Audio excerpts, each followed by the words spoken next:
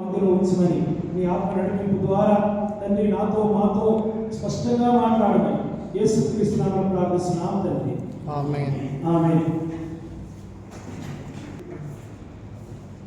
సన్నుతించెదను ఎల్లప్పుడూ, సన్నుతించెదను ఎల్లప్పుడూ.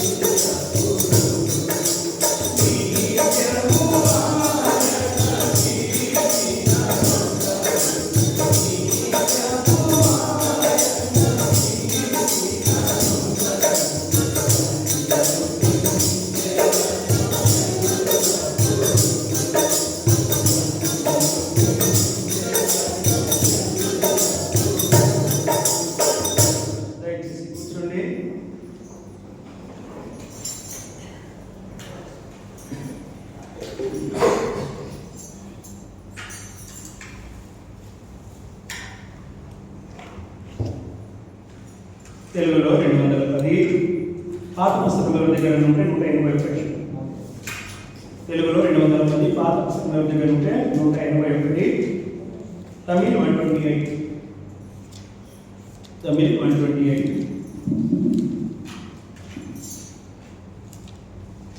యెహోవా మహాత్మ్యము గొప్పది ఎంతో, యెహోవా మహాత్మ్యము గొప్పది ఎంతో, దాని ప్రసాద్యము నానిది, దాని ప్రసాద్యము నానిది. పరమ తండ్రి మహిమను పరలోక సత్య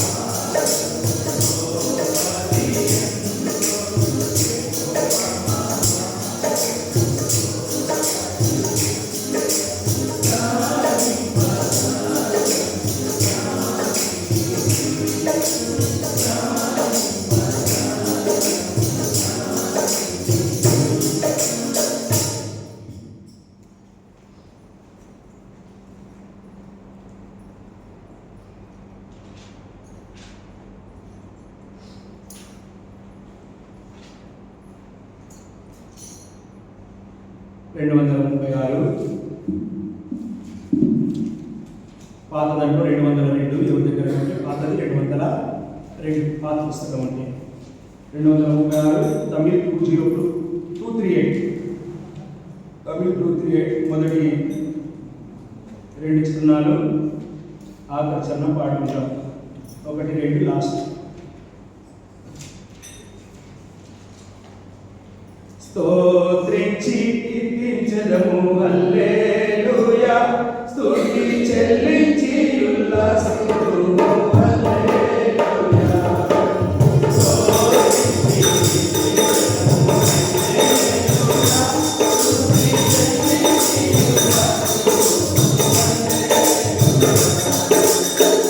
గట్టిగా సామాన్యంగా గట్టిగా సామాన్యంగా హల్లెలూయా.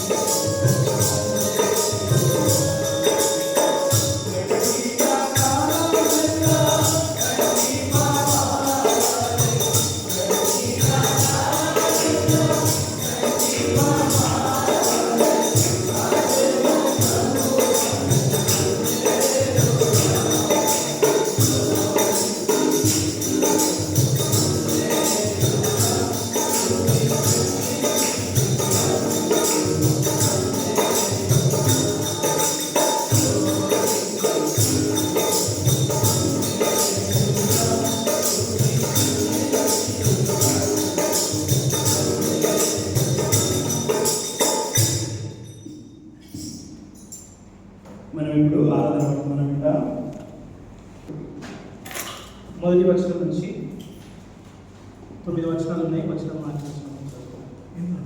కీర్తన 8వ అధ్యాయం. కీర్తన 8వ అధ్యాయం మొదటి వచనం నుంచి 9 వచనాలు ఉన్నాయి. మనం వచనం మార్చుకుంటున్నాం. చూద్దాం.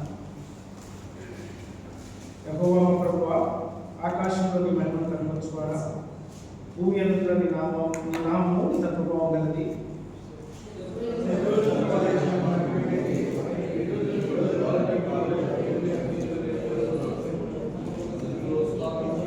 చేతి పని అయిన ఆకాశంలో నువ్వు కళ్ళు చేసిన చతుర్దశలు నేను చూడగా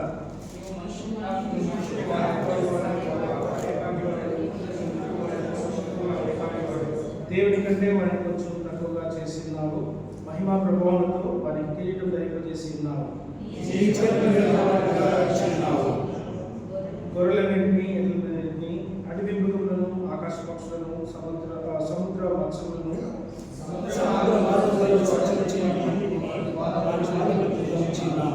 యెహోవా ప్రభువా, భూమి అంతటా నీ నామమును ప్రార్థన చేస్తున్నాను. తండ్రి, సాయంకాల సమయంలో అన్ని సంఘంలో విధంగా చేయడానికి ప్రభావం ఇచ్చిన చేసిన మీకు ఉండాలి. ఇచ్చిన రక్షణ చేస్తూ ఉంటారు. ప్రభావ కల్వరిగిరిలో మా ఖర్చు రక్తం ద్వారా మా పాపలన్నీ కూడా ఆ రక్తంలో కడిగి శుద్ధీకరించి బయటపరిచిన ప్రభావ మరి సహోదరులుగా చేయించిన తండ్రి స్తోత్రాలు. నాయన నేను ఆరాధించడానికి, నేను బలపరచడానికి, మేము పొందుతున్న రక్షణను బట్టి, మేము పొందుతున్న మేలును బట్టి ఈ సందులో మరి బలపరచడానికి ప్రభావ మాకు ఇచ్చినటువంటి గొప్ప సమయంలో స్తోత్రాలు అందిస్తున్నాం. కీర్తన 8వ అధ్యాయం ప్రభావ ఇచ్చినందుకున్నారు. దేవుని ద్వారా మాతో మాట్లాడి ఆరాధించడానికి కావాల్సిన వర్తమానం మాకు అనుగ్రహించుకుంటున్నాను. ఈ వర్తను నేను ప్రభావితులను జ్ఞానం ఇవ్వాలనుకుంటున్నాను. అక్కడ గ్రహించిన వాగ్దానంలో కాపాడమని జ్ఞాపకం చేసుకుని ప్రభావితంగా నిలబడుతుంది. కానీ సహాయం గ్రహించుకుని జ్ఞాపించని మళ్ళీ ప్రభావితంగా మాకు కావాల్సిన వర్తమానం రాక కలిసి మాకు అనుగ్రహించిన నడుచుకుని గ్రహిస్తూ యేసుక్రీస్తు గొప్ప నామంలో నిలబెట్టుకున్నాము.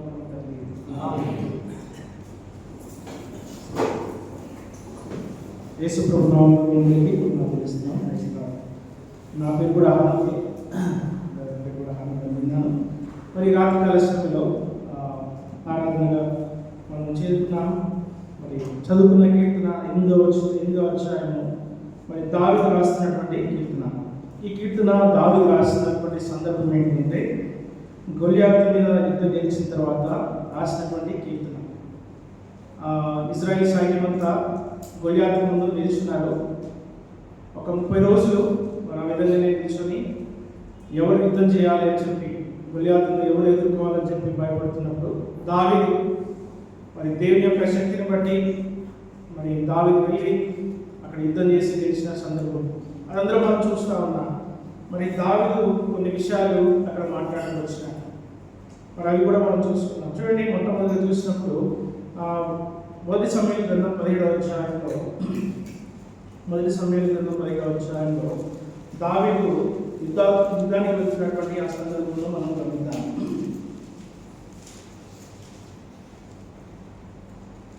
17వ అధ్యాయం చూసినప్పుడు సౌలు ఈ ఫిలిష్తీయుని ఎదుర్కొని వాడితో పోట్లాడటం నీకు బలం చాలదు, నువ్వు బాలుడవు, వాడు బాల్యం నుంచి యుద్ధాభ్యాసం చేసిన వాడిని దావీదు. ఇక్కడ సౌలు దావీదుతో చెప్తున్నట్టు మాట ఏంటంటే, నువ్వు చిన్నపిల్లవాడివి, నువ్వు యుద్ధం చేయలేవు అని చెప్పి దావీదుకు సౌలు చెప్తున్నటువంటి మాట. అదే కీర్తన ఇదే మాట పెట్టి అక్కడ దావీదు దేవుని ఆరాధిస్తున్నాడు. బాలు లెక్కయు, చంటి పిల్లల లెక్కయు, మరి స్తోత్రముల మీద నువ్వు ఆశ్చర్యమైనావు దేవా అని చెప్పి దేవుని ఆరాధిస్తూ వచ్చినాడు. గొల్యాతు కూడా దావీదు చూడగానే చిన్నపిల్లడైతే నాతో యుద్ధం చేయడానికి వస్తున్నాడని చెప్పి అక్కడ గొల్యాతు చెప్పిన మాట కూడా అదే ఉంది. కాబట్టి దావీదు చిన్నవాడైనప్పటికీ కూడా దేవుని మీద ఉన్న విశ్వాసం బట్టి ఆయన ముందు వెళ్తున్నట్టుగా మనం గమనిస్తూ ఉంటున్నాం. దేవుని మీద విశ్వాసం బట్టి ఆయన గొల్యాతుతో యుద్ధం చేస్తూ వచ్చినాయి. అక్కడ వాళ్ళ అన్నలు ఉన్నారు. దావీదు యొక్క అన్నలు కూడా ఆ సైన్యంలో ఉన్నారు. తర్వాత సౌలు ఉన్నాడు. సౌలు కూడా యుద్ధసూరుడే, ఎత్తైన వాడని చెప్పి ఆయన గురించి రాయబడి.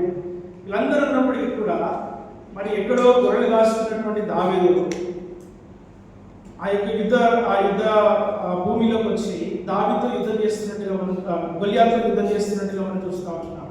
ఇదంతా కూడా దేవుడు ఇచ్చినటువంటి బలము లేకపోతే దేవుడు ఉన్నటువంటి విశ్వాసం బట్టి దావీదు ఆ గొలియాతుతో యుద్ధం చేస్తున్నట్టుగా చూస్తున్నాం.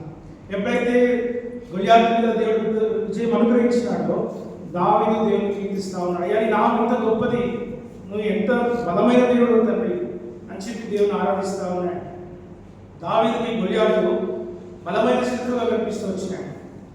కానీ దావీదు యొక్క విశ్వాసం ఏంటంటే, దేవా నువ్వు ఆకాశం కంటే ఎత్తైన వాడుగా ఉన్నావు, ఈ సృష్టి నువ్వు చేసినావు, భూమి నీది ఆకాశం నీది అని చెప్పి ఈ సృష్టిని అన్నింటినీ పోలిస్తూ దేవుని ఆరాధిస్తూ వచ్చినాడు.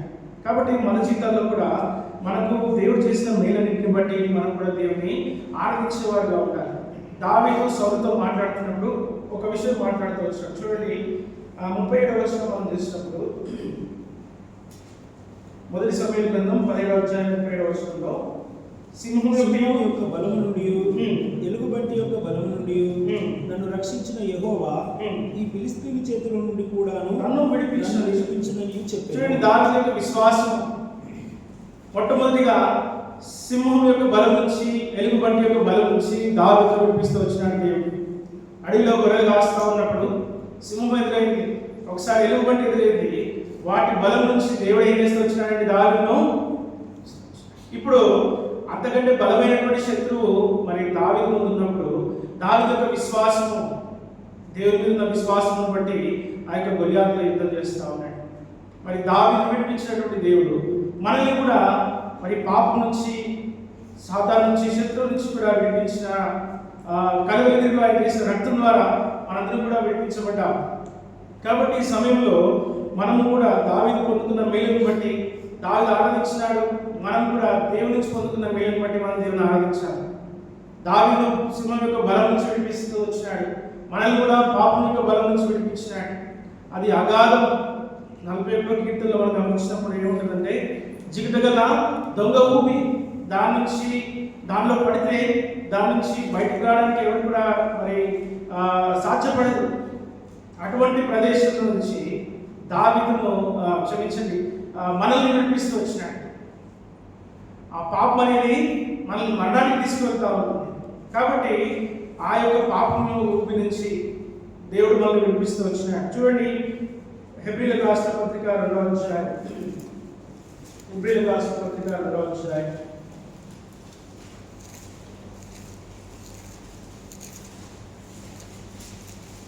14వ వచనం చూసినప్పుడు, కాబట్టి ఆ పిల్లలు రక్తమాంసములు గలవారైనందున ఆ ప్రకారం మరణం యొక్క బలం గలవాని అపవాదిని మరణం ద్వారా నశింపజేయుట జీవితకాలం అంతయు మరణ భయం చేత లోబడిన వారు ఆయన కూడా రక్తమాంసంలో పాల్గొన్నారు. ఇక్కడ మరణ భయం మనకు దేవుని లేఖనంలో రాసి పెట్టబడింది. పాపం వల్ల వచ్చే జీతము మరణం. ప్రతి మానవుడి మీద ఆ మరణం ఉంది. పాపంతో చనిపోతే నరకానికి వెళ్తాం. ఆ రెండవ మరణం వినాశనము ఇది మనుషుల మీద రాజ్యం చేస్తా ఉన్నప్పుడు యేసుక్రీస్తు వారు తానే దేవుడు మరి మానవుడిగా ఈ లోకంలో జన్మించినాడు. రక్తమాంసంలో పాల్పడే మరణం యొక్క బలం నుంచి, సాతాను యొక్క బలం నుంచి, పాపం యొక్క బలం నుంచి వాళ్ళందరూ విడిపిస్తూ వచ్చినాడు. కాబట్టి ఈ యొక్క సమయంలో ఇది మనం గుర్తించి దేవుని ఆరాధించాలి. ఆనాడు దావీదు సృష్టిని చూసి దేవుని ఆరాధిస్తున్నాడు. అయ్యా నీ ఆకాశం ఎంత గొప్పది, నీ ఇదిగో ఈ యొక్క చెట్లు, ఆ యొక్క ప్రకృతిని చూసి దేవుని ఆరాధించినాడు. కానీ ఈ సమయంలో మనము కలువరిగిరిలో యేసుక్రీస్తు వారు చేసిన ఆ యొక్క త్యాగం చూసి దేవుని ఆరాధించాలి. క్రియేషన్ చూసి దావీదు దేవుని ఆరాధించినాడు. మనమైతే క్రాస్ సిలువను చూసి దేవుని ఆరాధించాలి. సిలువలో నీ కొరకు ఆయన మరణిస్తూ వచ్చినాడు. నీ పాప భారం అంతా కూడా ఆయన సిలువ మీద మోసుకెళ్తూ వచ్చినాడు. మనం చావాల్సింది, మనం చచ్చిపోవాల్సింది.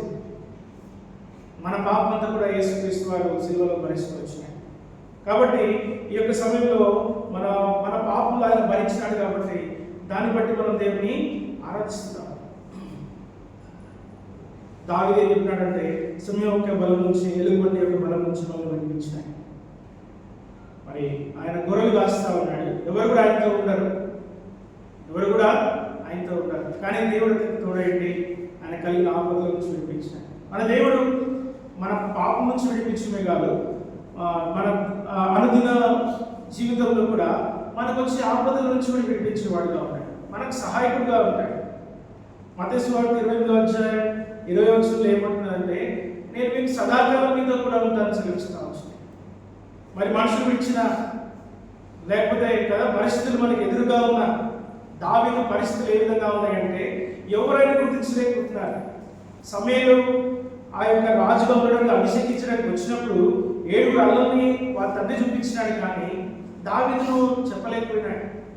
సమయంలో అడిగినాడు, ఇంకా ఎవరైనా ఉన్నారా అంటే కడసారి వాడు ఒకడు ఉన్నాడు. తల్లిదండ్రులు కూడా ఆ తండ్రి కూడా గుర్తించడంలో ఆలస్యమైంది, కానీ దేవుడు అతన్ని మర్చిపోలేదు. దేవుడు అతన్ని మర్చిపోలేదు. మరి నిన్ను నన్ను కూడా దేవుడు మర్చిపోలేదు. భూమి మీద పుట్టించిన నిన్ను నన్ను నీ కొరకు నా కొరకు తన ప్రాణం అర్పించినాడు. నిన్ను నన్ను పాప నుంచి విడిపించి విడుదల విమోచన అనుగ్రహించినాడు. తన సొత్తుగా చేసుకున్నాడు. తన సొత్తుగా చేసుకుని ఏమంటానండి, నేను మీకు సదాకాలం తోడై ఉంటాను. చూడండి, మత్తయి సువార్త 28వ అధ్యాయంలో 20వ వచనం మనం చదువుకుందాం.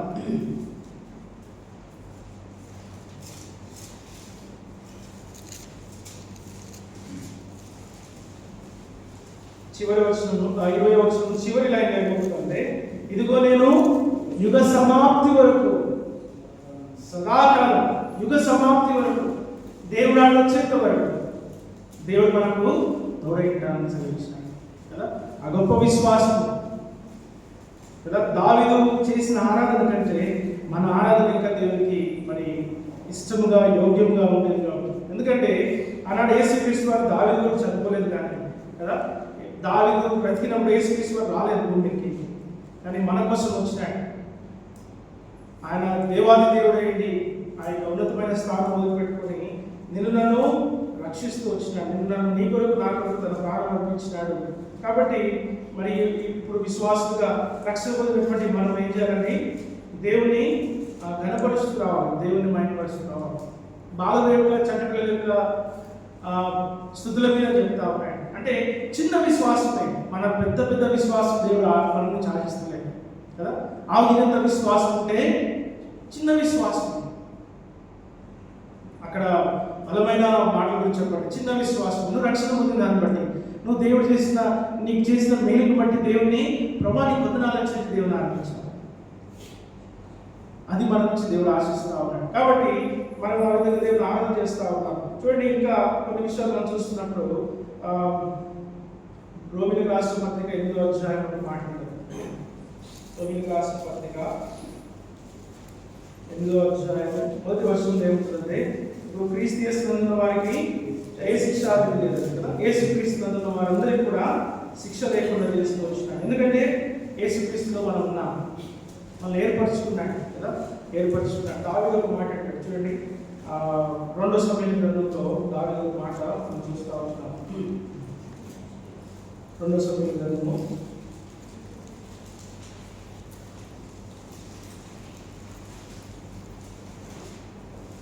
7వ అధ్యాయం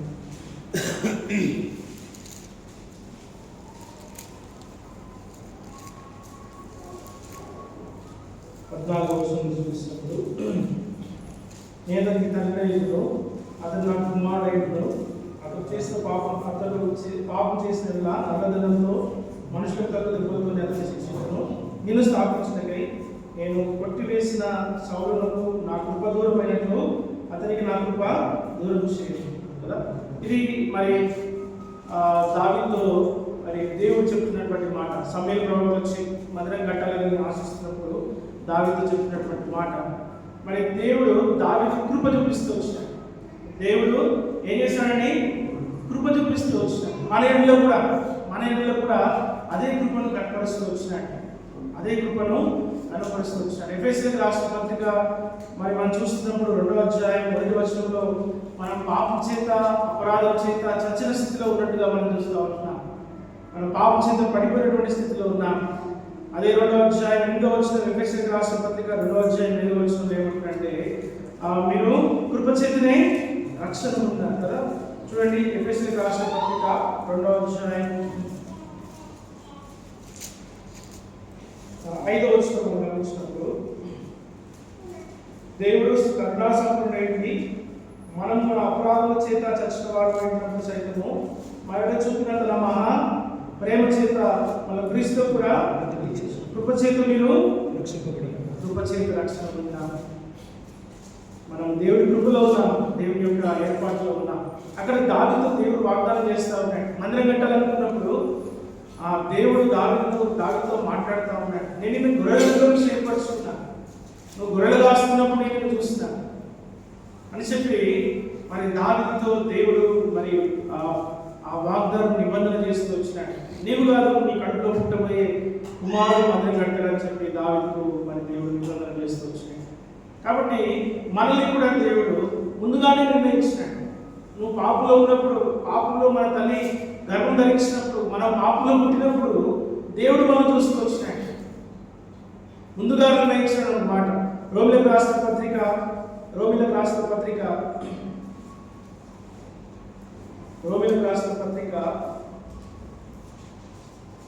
అధ్యాయం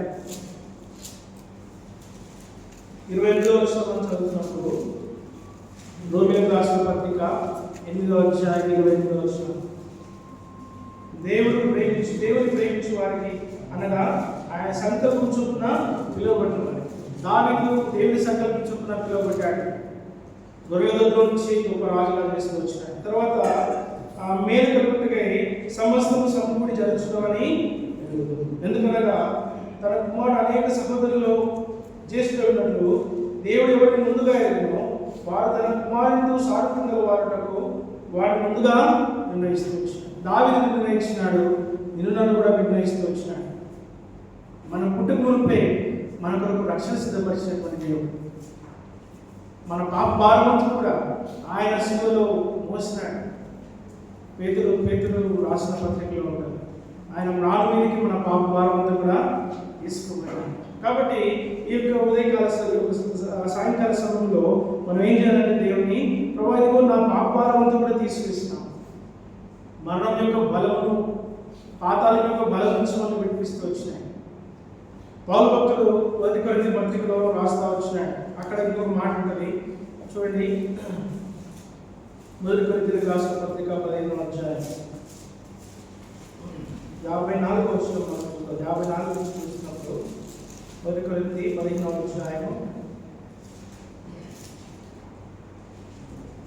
క్షమించండి 55 నుంచి మనం చూసుకుందాం. ఓ మరణమా నీ విజయం ఎక్కడ, ఓ మరణమా నీ ముళ్ళు ఎక్కడ, మరణమును పాపమున్న బలము ధర్మశాస్త్రం. అయినను మన ప్రభువైన యేసుక్రీస్తు మూలంగా మనకు జయం అనుగ్రహించిన దేవునికి స్తోత్రం కలుగును గాక అని చెప్పి చూడండి. అక్కడ ఏం చేస్తూ వచ్చినాడంటే మరి పాపం యొక్క బలం నుంచి మాత్రమే కాదు, మరణం యొక్క బలం నుంచి విడిపిస్తూ వచ్చినాయి. మరి ప్రతి వారికి మరణం సిద్ధపరచబడింది, నిత్యనాశనం సిద్ధపరచబడింది. కానీ యేసుక్రీస్తును ఎవరైతే అంగీకరించినారో, యేసుక్రీస్తు రక్తం చేత తమ పాపలు తమ హృదయంలో కలుపుకొని నీతిమంతులుగా మార్చబడి మరి విశ్వాసంలో జీవిస్తూ ఉన్నారు. వారందరికీ కూడా ఏమైందని ఇప్పుడు విడుదల విమోచన వచ్చింది. వారికి మరణం మీద విజయం ఇచ్చినాడు దేవుడు. మరణ భయం కానీ సాతానిక బలం కానీ వారి మీద పని చేయకుండా దేవుడు చేస్తూ వచ్చినాడు. ఇదంతా కూడా మరి ముందుగా నిర్ణయించిన తన సంకల్పమును బట్టి దేవుడు చేస్తూ వచ్చినాడు. కాబట్టి ఆయన సంకల్పము నిర్వహించబడ్డాడు. మనందరం కూడా ఇప్పుడు చేరినామంటే అది దేవుని కృప, దేవుని యొక్క సంకల్పంలో మనం అందరం ఉన్నాం, దేవుని యొక్క ఏర్పాట్లో ఉన్నాం. మనందరినీ రక్షించుకున్నాడు, మనందరికీ ప్రాణం ఇచ్చినాడు, తన బిడ్డలుగా ఈ లోకంలో జీవించమని సెలవిస్తూ ఉన్నాడు. తన స్వరూపంలోనికి మనందరినీ పిలిచినాడు. క్రీస్తులాగా మాట్లాడి మనకు అవకాశం ఇస్తూ వచ్చినాడు. క్రీస్తు ఎప్పుడు కూడా దేవుని మైపరుస్తూ వచ్చినాడు. కాబట్టి మనం కూడా ఈ యొక్క సాయంకాల సమయంలో దేవుని ఆరాధిస్తాం. మనకు చేసిన కార్యం బట్టి మన జీవితాల్లో చేయబడిన ప్రతి మేలుకి దేవుని మనం ఈ సమయంలో దేవుని ఆరాధిస్తాం. దేవుడికి వచ్చి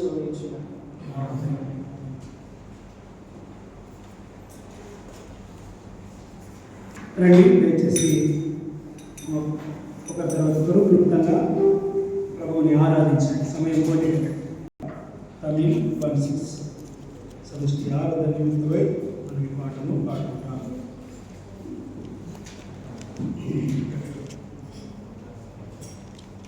యెహోవా నా పతి నాకు లేని లేదు.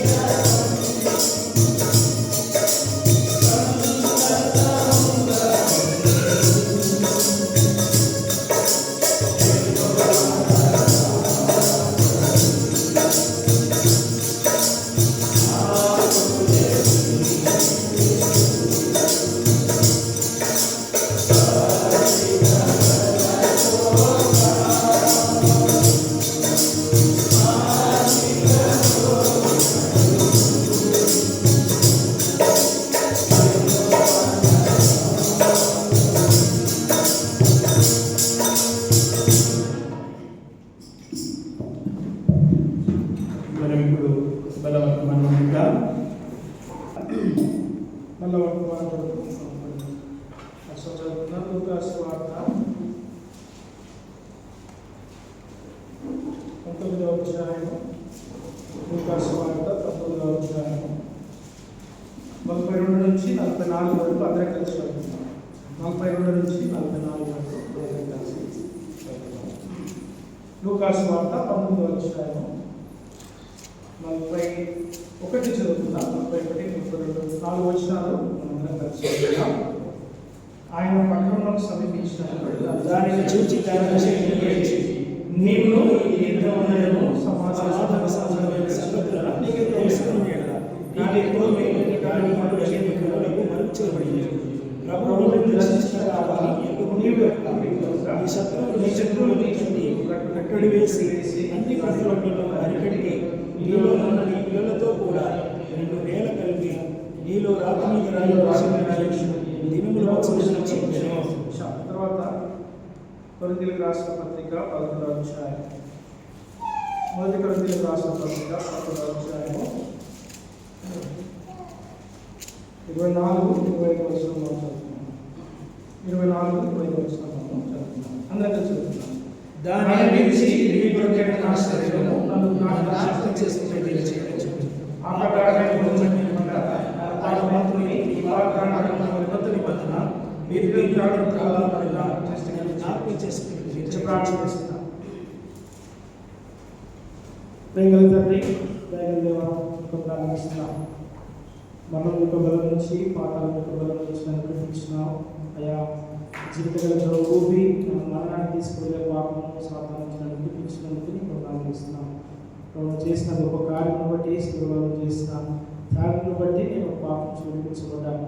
దేవాలయంలో నీ యొక్క సహవాసంలో నీతో కూడా నేను ఆరాధించడానికి ప్రభువును గురించిన గొప్ప తల్లిదండ్రులకు స్తోత్రాలు తీసుకుంటున్నాం. ప్రభావిలో నువ్వు ఇచ్చిన రక్షణను చేపట్టుకుని ప్రభావ నువ్వు నాయకుని ఆరాధిస్తూ నేను కనపరుస్తా ఉన్నాను. మరి ఒకసారి వాళ్ళ కొరకు చిన్నపక్షులుగా నీ యొక్క లేఖనంలో మాకు అనుగ్రహించినందుకు ఉన్నాను. దీని ద్వారా మాకు మాట్లాడండి.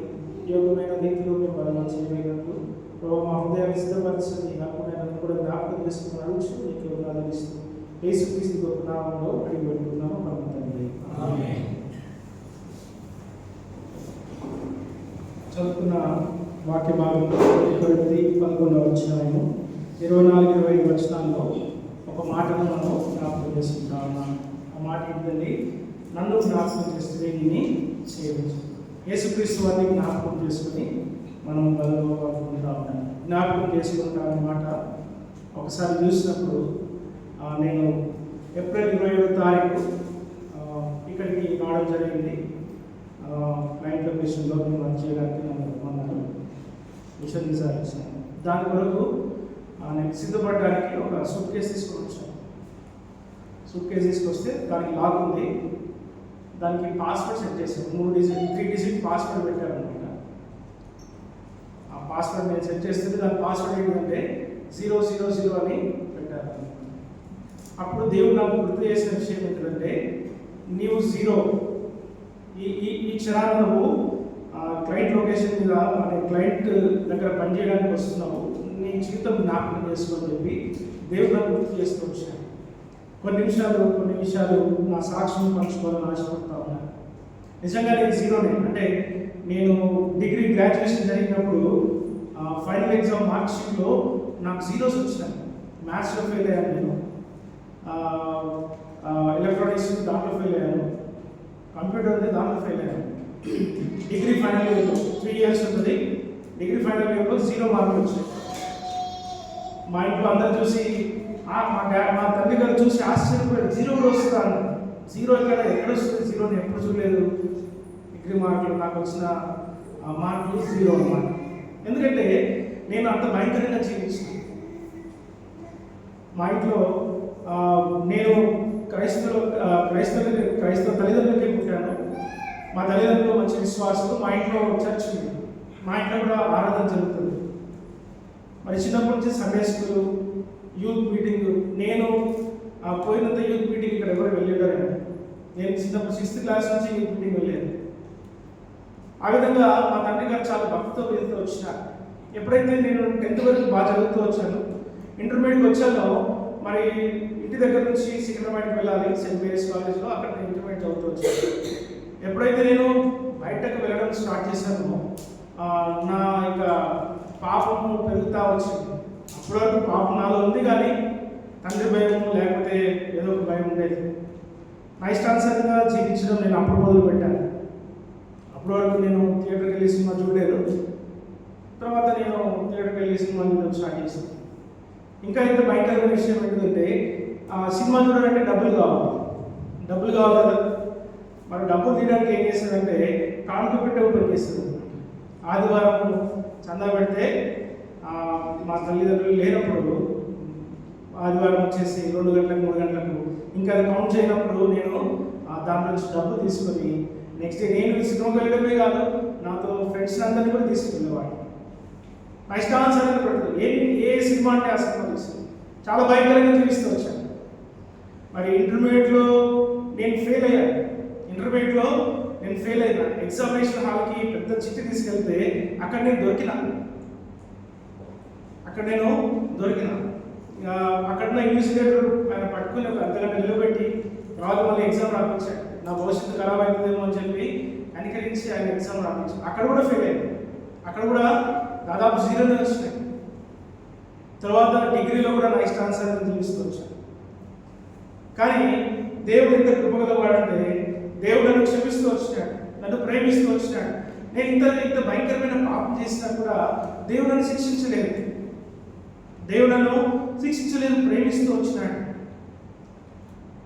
తర్వాత మరి దేవుని దగ్గర నేను పాప క్షమాపణ పొందినప్పుడు, నేను అడిగినప్పుడు ఒక్కసారి నేను దొరికినాను. ఆ యొక్క కానుక పెట్టెలో డబ్బు తీసినప్పుడు నేను దొరికినాను. మా తండ్రి ఏమనలేదు, దగ్గర కూర్చోబెట్టి ప్రార్థన చేయించాడు.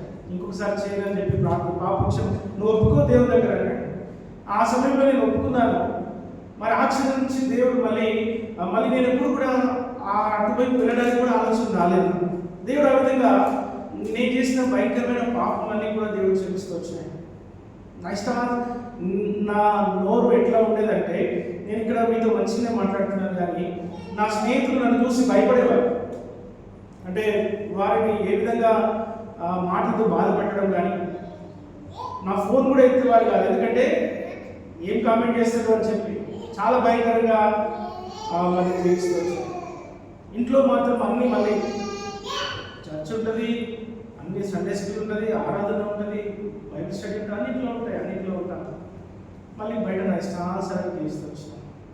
ఆ విధంగా నేను జీవిస్తూ వచ్చిన తర్వాత నేను ఇంకా కాలేజ్ వెళ్ళడమే లేదు. 10th క్లాస్లో నాకు మా తండ్రి అయితే చెప్పాడు, మీ వాడు బాగా అల్లరి చేస్తాడని చెప్పినాడు స్కూల్లో 10th క్లాస్లో. తర్వాత ఇంటర్మీడియట్లో అయితే నాకు హాల్ టికెటే ఇవ్వన్నారు. నేను కాలేజ్ వెళ్ళలేదు. లాస్ట్ 3 months నేను కాలేజ్ వెళ్ళలేదు. ఇంట్లో మాత్రం కాలేజ్ వెళ్తుందని చెప్పేది బయట తిరగడం స్టార్ట్ చేశాను. ఎంసెట్ కోచింగ్కి నన్ను నారాయణపేటలో జాయిన్ చేస్తే పొద్దున్న 6 గంటలకు, అంటే ఇంట్లో నుంచి నేను 5 గంటలకు బయలుదేరేది. 6 గంటలకు నేను ట్యూషన్లో అక్కడ ఉండాలి, కోచింగ్ సెంటర్లో ఉండాలి. కానీ 6 గంటలకు నేను నెక్లెస్ రోడ్లో ఉండేవాడు. ఇంకా ఫ్రెండ్స్ ఉండేవారు చాలా మంది, వాళ్ళతో కలిసి నేను అక్కడ ఉండేవాడు. నాకు హాల్ టికెట్ ఇవ్వని చెప్పారు. మా తండ్రి వెళ్ళి బతిలాడి తీసుకొస్తూ వచ్చినాను. ఈ విధంగా భయంకరంగా నేను జీవిస్తూ వచ్చినాను. కానీ కృపగల దేవుడు నన్ను క్షమిస్తూ వచ్చినాడు, కనికరిస్తూ వచ్చినాడు. ఇప్పుడు ఎప్పుడైతే నేను నా పాపను ఒప్పుకున్నానో, నేను క్షమించినాడో, వాటి నుంచి దూరంగా చేస్తూ వచ్చినాడు. తర్వాత దేవుడు మళ్ళీ ఏం చేస్తూ వచ్చినాడని నన్ను ఒక ఉన్నతమైన స్థానానికి తీసుకొచ్చినాడు. నేను ఒకసారి ఆఫీస్లో కూర్చొని నేను SAP కన్సల్టెంట్గా చేస్తూ ఉన్నాను. నాతో పాటు ఇంకా 2-3 కన్సల్టెంట్స్ ఉన్నారు. వాళ్ళతో కలిసి పని చేస్తున్నప్పుడు దేవుడు నాకు గుర్తు చేస్తూ వచ్చినాడు. నువ్వు ఎట్లాంటి వాడిని గుర్తుందా, నువ్వు ఫెయిల్ అయిపోయిన వాడివి. నా చుట్టుపక్కల అందరూ కూడా ఇంజనీర్స్ ఉన్నారు, ఎంటెక్ చేసిన ఇంజనీర్, బీటెక్ ఎంటెక్ చదివి వాళ్ళు చేస్తున్నారు. వాళ్ళతో పాటు సమానంగా నేను చేస్తూ వచ్చినాను. వాళ్ళతో పాటు సమానంగా దేవుడిని కూర్చుండబెట్టారు. వాళ్ళు ఏం పని చేస్తున్నారో నేను అదే పని చేస్తాను. కాబట్టి ఆ యొక్క జ్ఞాపకం చేసుకుంటా మాట వచ్చినప్పుడు ఒక్కొక్కసారి దేవుడు నాకు అవన్నీ కూడా గుర్తు చేస్తాడు. కాబట్టి మన విషయంలో కూడా ఇక్కడ జ్ఞాపకం చేసుకుంటాడని చాలా ప్రాముఖ్యమైన విషయం. జ్ఞాపకం చేసుకుంటాడని చాలా ప్రాముఖ్యమైన విషయం. మాటికి అక్కడ చూస్తూ ఉంటాం కదా, 2 సార్లు చెప్తున్నాడు, నన్ను జ్ఞాపకం చేసుకుని ఇది క్రీస్తుని జ్ఞాపకం చేసుకోవాలి. ప్రతిసారి కూడా క్రీస్తును మనం మన దగ్గర చేద్దాం, క్రీస్తును మనం జ్ఞాపకం చేసుకుంటా ఉంటాం. క్రీస్తు చేసిన మరి ఆ కలువరిలో చేసినటువంటి త్యాగం, యేసుక్రీస్తు వారు జీవించిన విధానం, యేసుక్రీస్తు వారు తగ్గించుకున్న విధానం, తనైన దేవుడికి ఎంతో ఇష్టంగా జీవిస్తూ వచ్చాడు. ఈయన నా ప్రియ కుమారుడు, ఈయన నేను ఆనందిస్తున్నాను అన్నమాట. అదే మాట ఒకవేళ నా గురించి వస్తే నువ్వే ఉద్దేశించిన మాట మాట్లాడవచ్చు దేవుడు. నా బ్రతుకు ఆ విధంగా ఉంది. కానీ దేవుడు దాన్ని మారుస్తూ వచ్చినాడు. నేను ఇప్పుడు నా జీవితం వెనుక తిరిగి చూసినప్పుడు దేవుడు నన్ను ఉన్నతమైన స్థితిలో పెడుతూ వచ్చినాడు.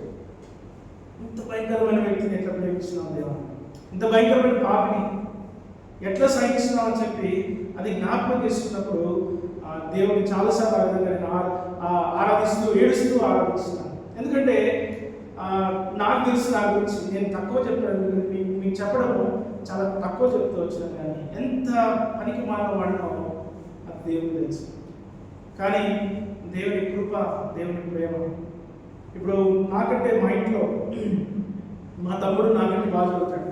క్లాస్లో ఆయనకు ఫస్ట్ సెకండ్ ర్యాంక్ తప్ప ఇంకేం రాదు, వచ్చేది కాదు. మా అక్క, మా చెల్లి అందరూ కూడా బాగా చదువుతారు. అందరికీ నేను ఒక్కరిని, నాకు ఇంటర్మీడియట్లో 43% వచ్చింది.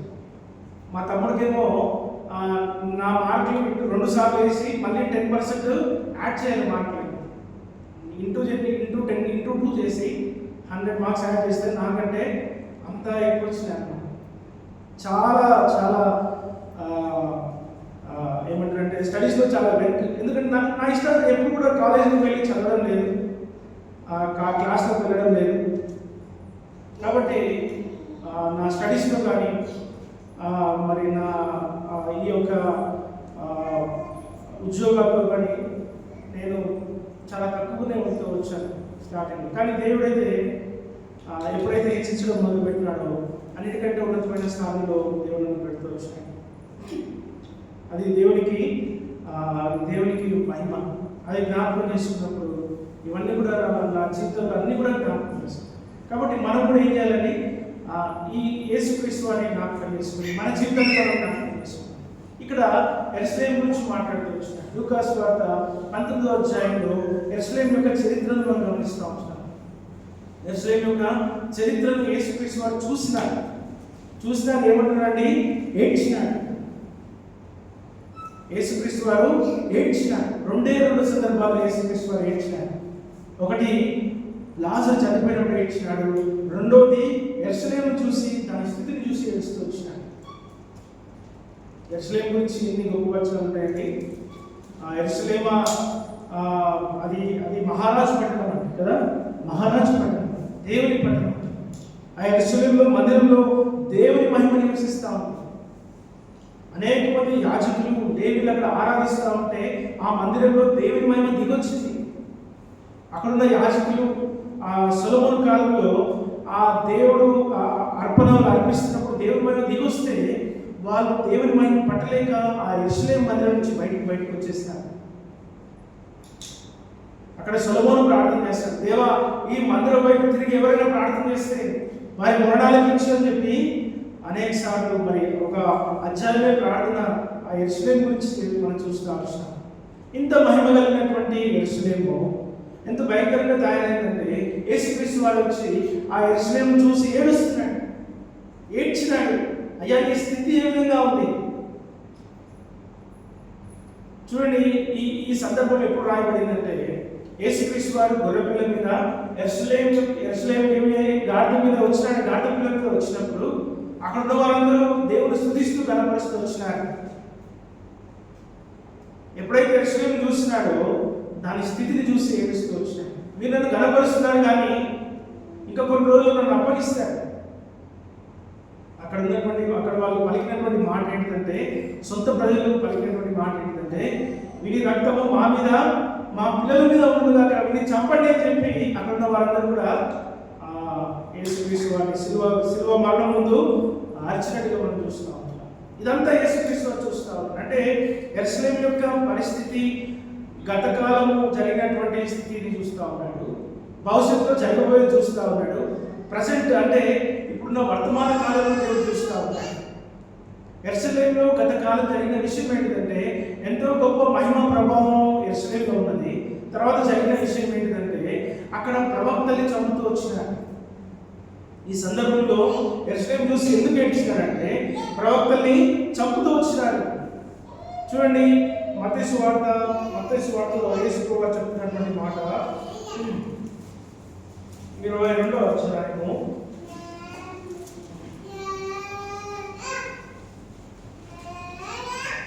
క్షమించండి 23వ అధ్యాయం మత్తయి సువార్త 23వ అధ్యాయము 35వ వచనం మనం చూసినప్పుడు నీతిమంతుడైన హేబెలు రక్తం మొదలుకొని బలిపీఠములను దేవాలయములకు మధ్య మీరు చంపిన బరకియ కుమారుడు జకర్యా రక్తము వరకు భూమి మీద చిందింపబడిన నీతిమంతుల రక్తం అంతా మీ మీదకి వచ్చును. ఏం జరిగిందని తెలుసండి? యెరూషలేము బలిపీఠము ఆ మందిరము బలిపీఠం మధ్యలో ఈ జకర్యా అనే యాజకుడిని, ఈయన ప్రధాన యాజకుడైన యెహోయాదా కుమారుడుగా మనం చూస్తూ ఉంటున్నాం. యోవాషు రాజు తప్పు చేస్తున్నప్పుడు ఈయన వెళ్ళి హెచ్చరించినాడు, రాజు చేసింది తప్పు, ఇశ్రాయేలీయులందరినీ నువ్వు విగ్రహాలను తిప్పుతున్నావు, అక్కడ వాటిని పూజిస్తా ఉన్నారు, ఇదిగో ఈ మందిరం యొక్క గొప్పతనం నువ్వు గమనించని చెప్పి ఆ రాజును హెచ్చరించినప్పుడు రాజు ఏం చేశాడని జనుల మాటలను సమ్మతించి ఆ యొక్క ప్రవక్తను మందిరంలోనే ఆ యొక్క ఆ జకర్యా ఆ యాజకుడు ఆయన కూడా మందిరంలోనే చంపేస్తాడు. యేసుప్రభు ఆయన గురించి ఏం సాక్ష్యం ఇచ్చినాడంటే నీతిమంతుడైన జకర్యా అని చెప్పి సాక్ష్యం ఇస్తా వచ్చాడు కదా. జకర్యాను నీతిమంతుడిగా పోలుసుకోవచ్చు. నీతిమంతులను చంపేంతగా యెరూషలేము పట్టణము ఒకప్పుడేమో మహారాజు పట్టణము కదా. మరి యెరూషలేము మరి దేవుడి మహిమతో నింపబడినటువంటి పట్టణము ఏ విధంగా మార్చబడింది. అందుకే అక్కడ ఒక మాట మనం చదువుతున్నాము, దేవుడిని దర్శించు కాలం అంటాడు కదండి. దర్శించు కాలమున 42వ వచనం ఏమిటంటే, నీవు ఇద్దరు మొదలైనను సమాధాన సంబంధమైన సంగతులను తెలుసుకునేటట్లా నీకు ఎంతో మేలు. అప్పుడు ఇప్పుడు విని కళ్ళకు మరుచి ప్రభు నిన్ను దర్శించు కాలము నువ్వు ఎరగొట్టేవని చెప్తూ వచ్చినాడు. ప్రభు నిన్ను దర్శించు కాలం. చాలా మంది ప్రవక్తలు పంపుతూ వచ్చినాడు. చాలా మంది ప్రవక్తలు యెరూషలేము నాశనం చేయకుండా అనేక మంది ప్రవక్తలు పంపుతూ వచ్చినాడు. చూడండి 2వ దినవృత్తాంతముల గ్రంథము 2వ దినవృత్తాంతములు 36వ అధ్యాయము 2వ దినవృత్తాంతములు 36వ అధ్యాయము 15వ వచనం 16వ వచనం గమనించినప్పుడు వారి పితరుల దేవుడైన యెహోవా తన జనుల యందును తన నివాస స్థలమందును కటాక్షం గలవాడై, తన నివాస స్థలమందు అంటే యెరూషలేము కటాక్షం గలవాడై వారి యుద్ధకు తన దూతల ద్వారా వర్తమానం పంపుచూ వచ్చెను. ఆయన పెందల కాడ లేచి పంపుచూ వచ్చినను వారి దేవుని దూతలను ఎగతాళి చేయుచు, ఆయన వాక్యములను తృణీకరించుచు, ఆయన ప్రవక్తలను హింసించుచు నివారింప శక్యము కానీ యెహోవా కోపము ఆయన జనుల మీదకి వచ్చింది. ఎంత భయంకరంగా వాళ్ళు వచ్చినారు కదా. దేవుడు దర్శించాడు వాళ్ళు. ప్రవక్తలు పంపిస్తూ పెందల కడ్డలు వేస్తూ వచ్చినారు. ఇర్మియా లాంటి ప్రవక్త, యెషయా లాంటి ప్రవక్తలు పంపిస్తూ వచ్చినారు. యెషయా ప్రవక్తలు రంపంతో వచ్చినారు. రంపంతో ఏం చేశారండి? కోసి చంపేస్తూ వచ్చినారు. ఇర్మియాని గుంతలో వేసిన నీళ్ళ గుంతలో బందీ ఆ జైల్లో వేస్తూ వచ్చినారు. వీళ్ళందరూ యెరూషలేము గురించి మరి విలిపిస్తూ యెరూషలేము గురించి ప్రవచిస్తూ చెప్తున్నారు, మీరు మార్పు పంచుకుందండి. ఎవ్వరి మాట కూడా వారు వినకుండా వారు తమ ఇష్టానుసారంగా జీవించినప్పుడు ఒకానొక రోజు వచ్చింది. ఎవరు చేతికి అప్పగించారని అశ్షూరు రాజును అప్పగించేస్తూ వచ్చినారు. బబులోను సామ్రాజ్యానికి బందీలుగా తీసుకెళ్తూ వచ్చినారు. యెరూషలేము పట్టబడింది. దాన్ని అగ్ని చేత కాల్చినాడు. దాంట్లో ఉన్న సొత్తంతా కూడా, దాంట్లో ఉన్న బంగారం అంతా కూడా దావీదు రాజు ఆ యొక్క మందిరాన్ని కొరకు ఏమి సిద్ధపరిచినాడంటే, ఎన్ని టన్నుల బంగారం సిద్ధపరిచినాడంటే చూడండి, ఆ వర్షం చూపిస్తాను. మొదటి రాజుల గ్రంథం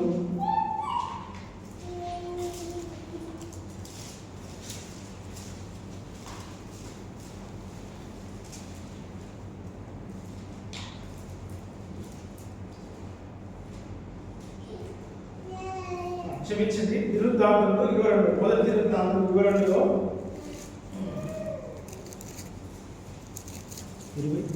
22:16 లెక్కింపలేని బంగారమును వెండియు ఇత్తడియు ఇనుమును నీకు ఉన్నవి, కాబట్టి నీవు సిద్ధపరచడానికి ఎంత బంగారం సిద్ధపరిచాడంటే అప్పుడు కొలవలేకపోయినా కానీ ఇప్పుడు కొలతో వేస్తే దాదాపు 6,840 టన్నుల బంగారం సిద్ధపరిచాడు. 6,840 టన్నుల బంగారం.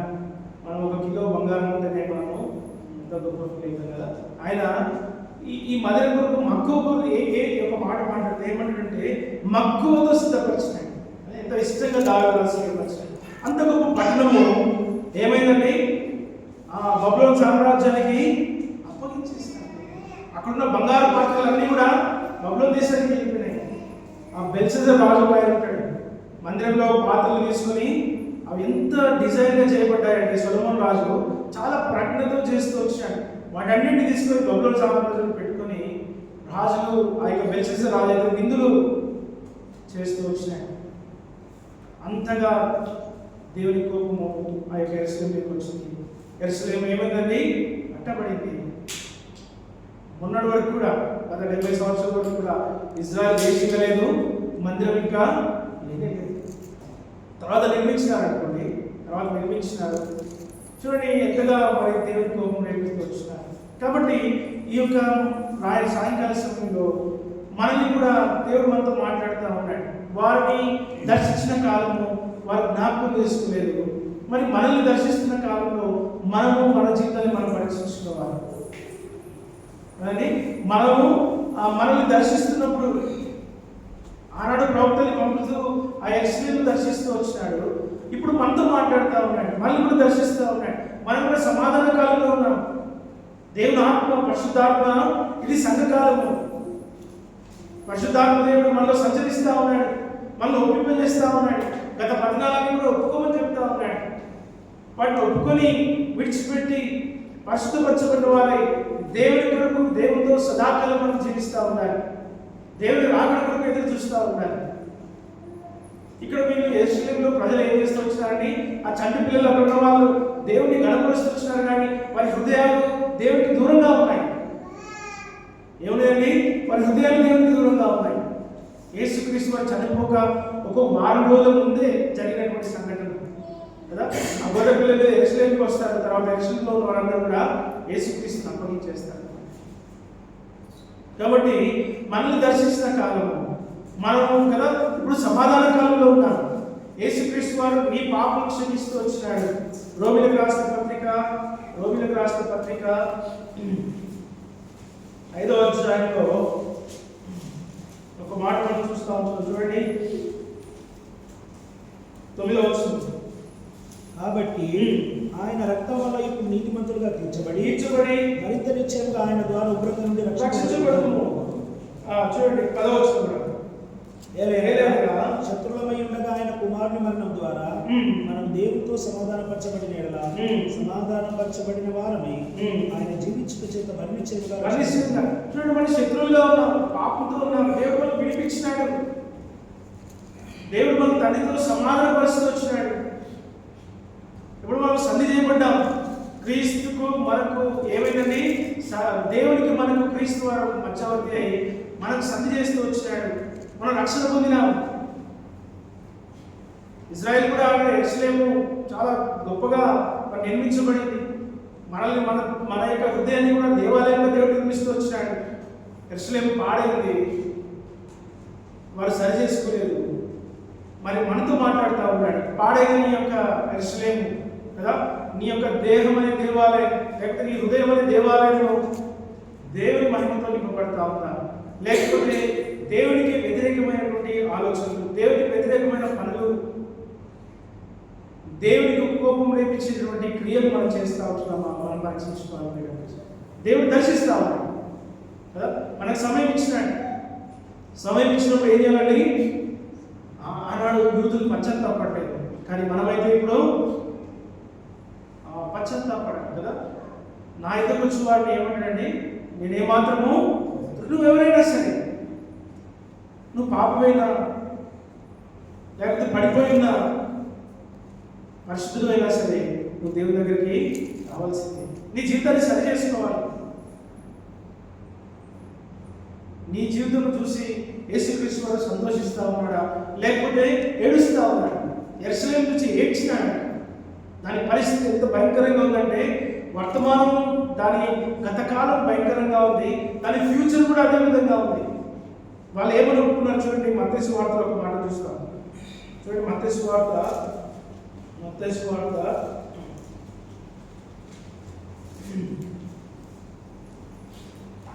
27వ అధ్యాయం.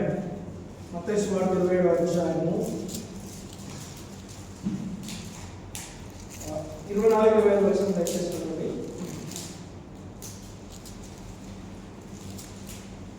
పిలాతు అల్లరి ఎక్కువ కొనుచున్నదే గాని తన వలన ప్రయోజనమేమీ లేదని గ్రహించి నీళ్లు తీసుకొని జనసమూహం ఎదుట చేతులు కడుక్కొని ఈ నీతిమంతుని రక్తమును గురించి నేను నిరాపరాధిని మీరే చూసుకున్నాడని చెప్పాను. అందుకు ప్రజలందరూ ఏమంటారండి? ప్రజలందరూ కూడా వాని రక్తము మా మీద మా పిల్లల మీద ఉన్నట్టుగా అనుకుంటున్నారు. ఇది యేసు వారు తెలుసు అంటే యేసు వారు ముందే భవిష్యత్తు చూస్తూ ఉన్నాడు. ఇంత భయంకరంగా ప్రవర్తించబోతా ఉన్నాడు. జరిగిన విషయం ఏంటంటే యేసుక్రీస్తు వారు చనిపోయిన తర్వాత 70వ సంవత్సరంలో రోమా ప్రభుత్వం వచ్చేసింది. మరి వాళ్ళు నెహమ్యా కట్టిన మందిరం అంతా కూడా కూల్చేస్తున్నారు. దాదాపు 6 లక్షల మంది యూదుల్ని చంపేశారు. 6 లక్షల మంది యూదుల్ని చంపినారు. వాళ్ళు ఏమనుకున్నారంటే ఆ నీతిమంతుడి రక్తం మా మీద మా పిల్లల మీద ఉండదు కాక. దాని భవిష్యత్తు ఏ విధంగా ఉందంటే అందుకే యెరూషలేము చూడగానే ఏడుస్తూ వచ్చాడు. దాని భవిష్యత్తు కూడా ఏ విధంగా ఉండబోతా ఉంది. అప్పటి నుంచి 2000 సంవత్సరాలు నేటి వరకు కూడా అక్కడ మందిరము లేదు. కాబట్టి మన భవిష్యత్తు కూడా మనం హెచ్చరిస్తూ ఉన్నాడు. మన భవిష్యత్తు ఆయన రాబోతా ఉన్నాడు, తిరిగి రాబోతా ఉన్నాడు, ఆయన ఎదుర్కోబోతా ఉంటున్నాం. మనం ఏ విధంగా జీవించాలి?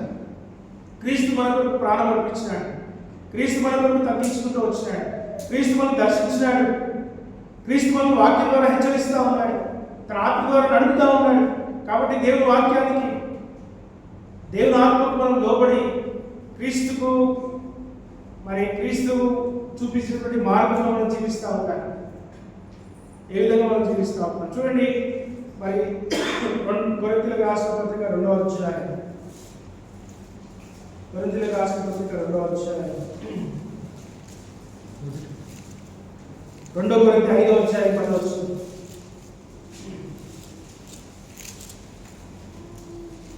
2 కొరింథీ 5వ అధ్యాయం 10వ వచనం. ఎందుకంటే తాను జరిగించిన క్రియలు చొప్పున అవి మంచివైనా సరే చెడ్డవైనా సరే దేహంతో జరిగించినటువంటి వాటి వల్ల ప్రతి వాడు పొందినట్టు మనందరం క్రీస్తు న్యాయపీఠం మీద వచ్చేసాం. మనందరం కూడా క్రీస్తు న్యాయపీఠం దగ్గర నిలబడవలసింది పీఠ విశ్వాసం. మన జీవితాన్ని మనం పరీక్షించుకుందాం కదా, మన జీవితాన్ని మనం సరి చేసుకుందాం. ఎక్కడ ఎక్కడ ఎక్కడ నిజంగా బలహీన అక్కడ మత్తయి సువార్త 11వ అధ్యాయంలో ఒక మాట ఉన్నాడు. ప్రయాసపడి భారం మోస్తున్న సమస్త జనులారా, పాపులారా, నీతిమంతులారా, సమస్త జనులారా, ఎవరైనా సరే నువ్వు దేవుని దగ్గరకు వచ్చినప్పుడు నీ భారం తీసివేసేవాడుగా ఉంటాడు. నువ్వు ఆత్మీయంగా బాధపడుతున్నావేమో, శారీరకంగా బాధపడుతున్నావేమో, నీ కొరకు తన ప్రాణం ఇచ్చిన దేవుడు నిన్ను పిలుస్తూ ఉన్నాడు, నిన్ను దర్శిస్తూ ఉన్నాడు. కాబట్టి ఆయన స్వరానికి మనం ఏం చేయాలని లోబడాలి. ప్రవక్తలు అక్కడ మాట్లాడినప్పుడు హెచ్చరించినప్పుడు వాళ్ళు వినలేదు. చూడండి మత్తయి సువార్త లేక సువార్తల్లో యేసుక్రీస్తు వారిని వాళ్ళు ఏమన్నారండి? యేసుక్రీస్తు వారిని ఏమన్నారు తెలుసా?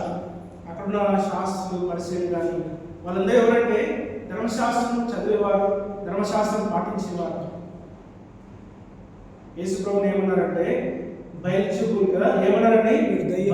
దయ్యమును పట్టిన వాడు బయల్జెబూల్ వలన అద్భుతాలు చేస్తున్నవాడు అని చెప్తారు.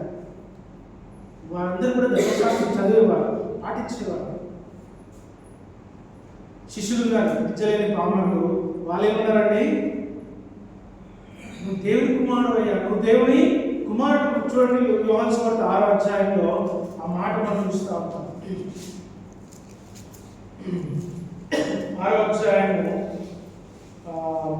62వ వచనం చూసినప్పుడు సీమోను పేతురు, ప్రభువా ఎవరి యొద్దకు వెళ్తుము? నీవే నిత్యజీవం మాట గలవాడు, నీవే దేవుని పరిశుద్ధుడవని మేము విశ్వసించున్నామని ఆయనతో చెప్పినాడు. చూడండి ధర్మశాస్త్రం చదివే వారు ఏమన్నారంటే క్రీస్తును దయ్యం పట్టిన వారు అన్నాడు. బయలుజెబుల వలన ఆయన అద్భుతాలు చేస్తున్నాడని చెప్తూ వచ్చాడు. ఇక్కడ మనం కూడా అదే పరిస్థితిలో దేవుని వాక్యం చదువుతా ఉంటాం. దేవుడు మనకి ఇచ్చిన వాక్య భాగాన్ని మనం చదువుతాం. వాళ్ళు నిజంగా క్రీస్తుని ఎరగలేకపోయినారు. క్రీస్తును వాళ్ళు మెస్సయ్యగా అంగీకరించలేదు. వాళ్ళ విమోచకుడు, వారి రక్షకుడని అంగీకరించలేకపోతూ వచ్చినారు. కానీ ధర్మశాస్త్రంలో వారు ప్రావీణ్యులు, శాస్త్రులు, పరిశీలు ఏం లేని వారు దేవుని తెలుసుకుంటూ వచ్చినారు. మరి మనం కూడా అంతే, వాక్యం వింటా ఉన్నాం, వాక్యం చదువుతా ఉన్నాం, కానీ క్రీస్తును పోలి ఎక్కడ మనం జీవించట్లేదు, క్రీస్తును అనుసరించట్లేదు, దేవుని మాట అడగట్లేదు, దేవునికి భయపడట్లేదు, దేవుని దగ్గర మనము దేవుని చిత్తంలో చేయట్లేదు. ఇది నేటి క్రైస్తవంలో ఉన్నటువంటి మరి ఈ గొప్ప పాపం. ఇది విడిచిపెట్టాల్సిందే, దీన్ని ఒప్పుకోవాల్సిందే, దేవుడి మాటకు లోబడాల్సిందే. దేవుడి మాటకు లోబడినంత కాలం కూడా మన జీవితాల్లో కష్టాలు, బాధలు ఉంటాయి. నువ్వు ఎప్పుడైతే దేవుడి మాటకు లోబడతావో మనకున్నటువంటి కష్టాలు, ఇబ్బందుల నుంచి దేవుడు మనను విడిపించిన వాడిగా ఉంటాడు, మనతో కూడా ఉండేవాడు, మనకు సమాధానం ఇచ్చేవాడిగా ఉంటాడు. ఎరుసలేములో ఉన్నటువంటి ప్రజలు చేయలేకపోతూ వచ్చినారు. ఎరుసలేములో ఉన్న ప్రజలు ఏం చేస్తారండి? ఈ నీతిమంతుల రక్తం మా మీద, మా పిల్లల మీద గొప్ప శాపములు కోరుకున్నారండి. గొప్ప శాపములు వారు కోరుకున్నారు. ఇప్పుడు మనం హెచ్చరించబడుతూ ఉంటున్నాము. మనం ఏం కోరుకున్నాము? మనం కూడా ఎరుసలేం లాగా లేకపోతే యూదుల్లాగా శాపములు కోరుకుందామా? లేదంటే ఏం చేయాలండి? నినివే ప్రజల దగ్గరికి యోనా వెళ్ళినప్పుడు ఏం చేస్తారంటే వాళ్ళు నినివే ప్రజల దగ్గరికి యోనా వెళ్ళినప్పుడు మోకరించి అక్కడ వాళ్ళు ఉపవాసం ఉండి పశ్చాత్తాపడి తమ జీవితాన్ని సరి చేసుకున్నట్టుగా చూస్తూ ఉంటారు. తమ జీవితాన్ని సరి చేసుకుంటూ వస్తారు. మరి మనం కూడా విశ్వాసంగా మనం ఏం చేయాలి? మన జీవితాన్ని సరి చేసుకోవాలి. మన జీవితాన్ని సరి చేసుకోవాలి. దేవుని వాక్యం ప్రకారం మనము జీవిస్తూ రావాలి. క్రీస్తు మన కొరకు ఏం చేస్తూ వచ్చినాడంటే తన ప్రాణం అర్పిస్తూ వచ్చినాడు. క్రీస్తు మన గురించి చూడండి, 1 కొరింథీయులకు రాసిన పత్రిక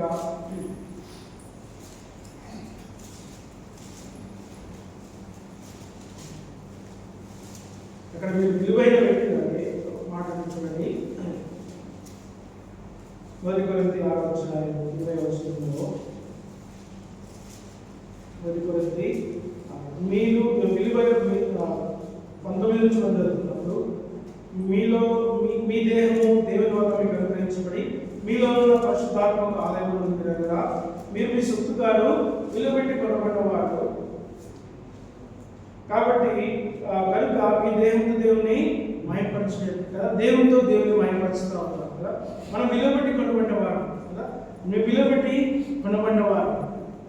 చాలాసార్లు మనం ఆత్మీయ గుడ్డితనంలో జీవిస్తాము, ఆత్మీయ గుడ్డితనంలో జీవిస్తాము. ఎమ్మాయి నుంచి 2 శిష్యులు నడుచుకుంటూ వెళ్తా ఉన్నారు.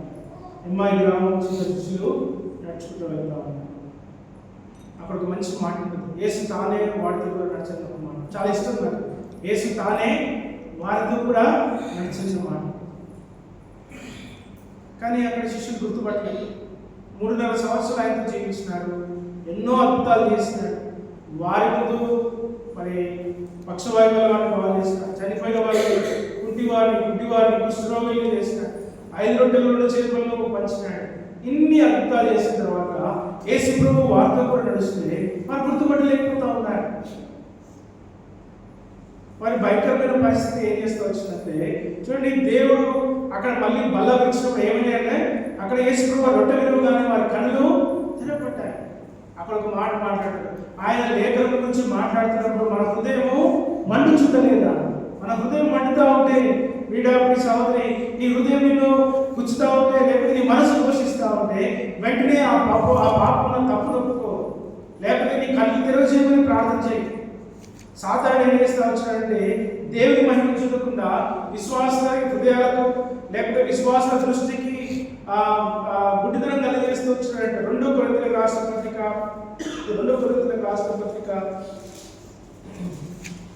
4వ అధ్యాయం 4వ వచనం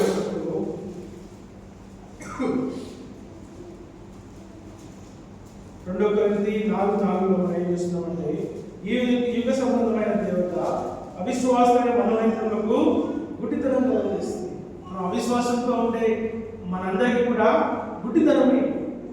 దేవుని చూడకుండా, దేవుని వైపు చూడకుండా ఆ యొక్క గుడ్డితనం మనకు ఆ సాతాను కలుగజేసుకోవచ్చు. వాడి శక్తి, వాడి యుక్తులు ఎరగకుండా ఏం చేస్తూ వచ్చాడంటే సాతానుడు ఏదెన్ తోటలోకి ఆ యొక్క సాతానుడు వచ్చినప్పుడు అవ కూడా అదే విధంగా జీవిస్తూ వచ్చింది. అవ కూడా గుర్తించలేకపోయింది దేవుని మాటను, మరి సాతాను యొక్క మాటను మరి ఏది కూర్చుకోలేకుండా కదా, ఏది మరి జీవము, మరి ఏది మరి దేవుడు చెప్తుందో, ఏ మాట దేవుడు చెప్తున్నాడో ఆ మాటను కూడా గుర్తించుకోవడం ఏం చేసిందంటే ఆడ కూడా కళ్ళు మూయబడ్డాయి. వెళ్ళి ఆ యొక్క పండు తిన్నది ఆ యొక్క జీవాన్ని. కాబట్టి యేసు ప్రభువు దర్శించిన కాలం ఇది సమాధాన కాలం, ఇది సమాధాన కాలం, సంఘకాలం. మరి అనేకులు రక్షణ పొందడానికి దేవుడు సిద్ధపరిచినటువంటి కాలం. త్వరలో రాబోతా ఉంది దేవుడు రాకడా. దేవుడు రాకడా త్వరలో రాబోతా ఉంది. ఒకవేళ నువ్వు యేసుక్రీస్తుని అంగీకరించకుండా విడిచిపెట్టబడితే నీ జీవితము, లేకపోతే నా జీవితం, మన జీవితము బహుఘోరం. యేసుక్రీస్తుని ఎరిగి విడిచిపెట్టబడితే ఇంకా అంతకంటే భయంకరమైన విషయం ఇంకేది. నువ్వు యేసుని ఎరగకుండా ఈ లోకంలో విడిచిపెట్టబడితే మరి అక్కడ దేవుని తీర్పు ఎటువంటిదో తెలియదు. కానీ యేసుక్రీస్తుని ఎరిగి మందిరానికి వచ్చి వాక్యం విని మన జీవితాన్ని సిద్ధపరచుకోకుండా విడిచిపెట్టబడితే అది చాలా భయంకరమైన విషయం.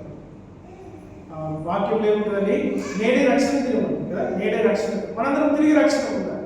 మనం చనిపోయేంత వరకు కూడా, యేసుక్రీస్తు రాకడ వచ్చేంత వరకు కూడా ప్రతి విశ్వాసి రక్షణ పొందుతూ ఉండాలి. ప్రతిదినము రక్షణ పొందుతూ ఉండాలి. ప్రతిదినము నూతనపరచబడుతూ ఉండాలి క్రీస్తుతో. అది దేవుడు కోరుకుంటా ఉన్నాడు. కాబట్టి ఈ యొక్క రాత్రి కాలశంలో మనం పరీక్షించుకుందాం. దేవుడు మన దగ్గర సమీపించినాం. ఏ విధంగా మనం జీవిస్తూ ఉన్నాం, ఏ విధంగా మనం జీవించినాం, గత జీవితం ఏ విధంగా ఉంది, ముందు ఏ విధంగా జీవించాలో అన్ని కూడా దేవుడి ఏకం చేత హెచ్చరించబడిన వారై మనం దేవుడి యొక్క బలంలో పాల్గొంటున్నాం. దేవుడి కొద్ది వచ్చి ఉదయించుకున్నాడు.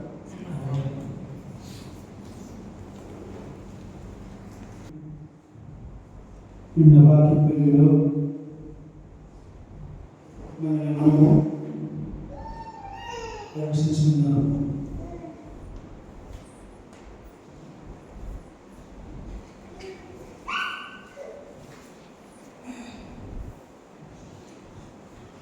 మన జీవనము ఏ విధంగా ఉంటే ఎలా మహాత్మ్యమైనది మనం ఆయన జ్ఞాపకం చేసుకోవడానికి మనం ఆయన వర్తమానంలో సమీపిస్తున్నాం. ఆయన ఇచ్చిన హెచ్చరిక నన్ను జ్ఞాపకం చేసుకున్నట్టు చేయగలడు.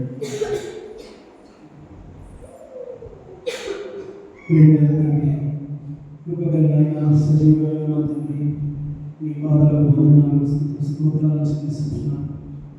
అయ్యా, సాయంకాల సమయంలో మీ పిల్లలైన మేము అసలు ప్రాంతంలో వ్యక్తుల సంఘం ద్వారా ఈ విధంగా చిన్న మొదలుగా చేసి మీ సన్నిధిలో మీరు ఆరాధించి మీ రక్త మాంసంలో పాల్గొనడానికి మాకు ఇచ్చిన గొప్ప భాగ్యం బట్టి మీకు వందనాలు చెల్లిస్తున్నాను. సహోదరుల మధ్యలో నడిపించి తన యొక్క జీవితం ఏ విధంగా ఉందో తన ఒప్పుకొని మా అందరి తండ్రి తన సాక్ష్యం విషయంలో బయలుపరుస్తున్నాను.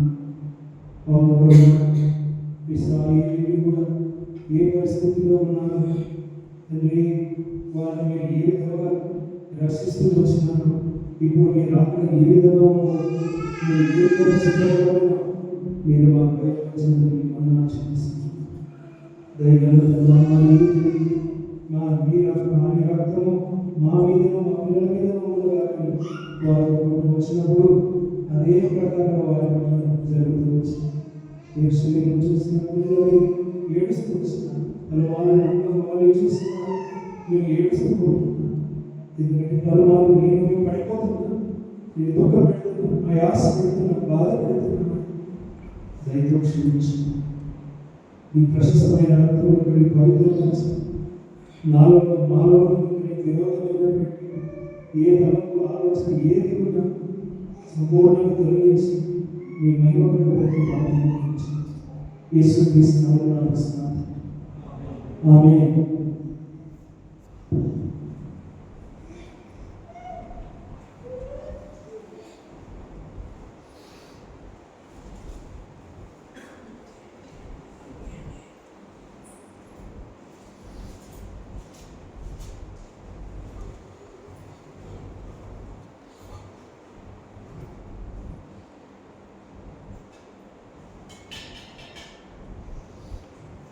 నేను పద్ధతిని ఉదదాసులను చెల్లించి దాన్ని గురించి ఇది మీ కొరకైన నా శరీరాలను జ్ఞాపకం చేసుకుని చేయించింది. ఆ ప్రకారం భోజనం ద్వారా ఆయన పాత్రని మీ పాత్ర రక్తమైన పొందిన మీరు దీనిలో త్రాగునప్పుడల్లా నన్ను జ్ఞాపకం చేసుకుంటే మీరు చేయించింది. మీరు ఈ పాత్రను త్రాగునప్పుడల్లా ప్రభు వత్సరమైన మరణంలో ప్రచురించారు. కాబట్టి ఎవరు అయోగ్యంగా ప్రభు యొక్క రొట్టె తినడం లేక ఆయన పాత్రను త్రాగు వాడు ప్రభు యొక్క శరీరంలో వచ్చి రక్తం తీసి అపరాధి. కాబట్టి మా శరీరాన్ని ఆకర్షిస్తున్నారు. అలా చేసి రొట్టె కావాలి. ప్రభు శరీరాన్ని వివేచించక దీన్ని త్రాగడం శిక్ష త్రాగుతున్నారు. ఇటువల్ల నేను అనేక బలహీనలు రోగులని చాలా మంది చూస్తున్నాను. అయితే మనం అనేక విమర్శించుకునే తీర్పు పొందకపోతున్నాం. దయగలిగిన ప్రభా ఈ సహాయాన్ని కోరుకుని వస్తున్నాం.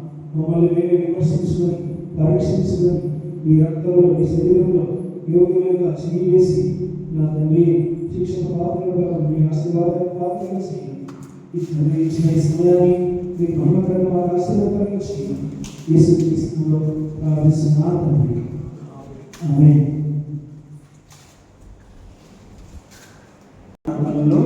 అర్పించుకున్నాను.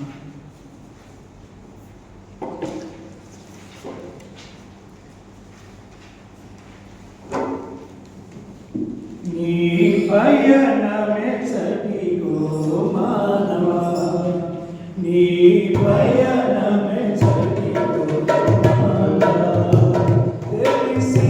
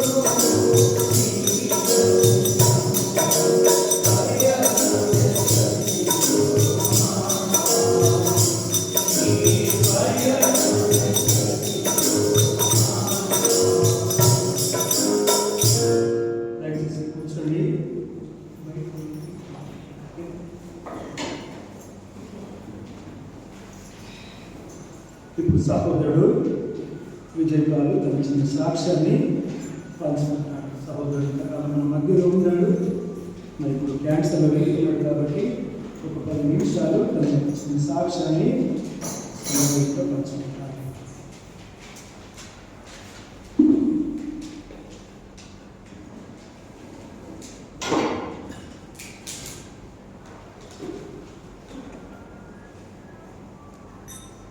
ముందుగా ప్రార్థించుకున్నాం. ఒక విషయం మహోన్నతుల మహాగణ సర్వాధికారి సర్వసృష్టికర్తమైన మా ప్రియ పరలోక తండ్రి, నీకే లెక్కలేని వందనాలు స్తుతులు స్తోత్రాలు చెల్లించుకున్నాం ప్రభా.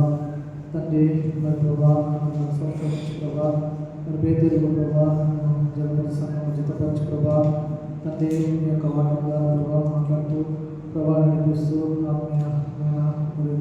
నేను దాసు ప్రభా దయచేసి ప్రభా సంఘంతో ప్రభా 6 సంవత్సరాలు ప్రభా తండ్రి తండ్రి వాడుకోవడానికి వందనాలు.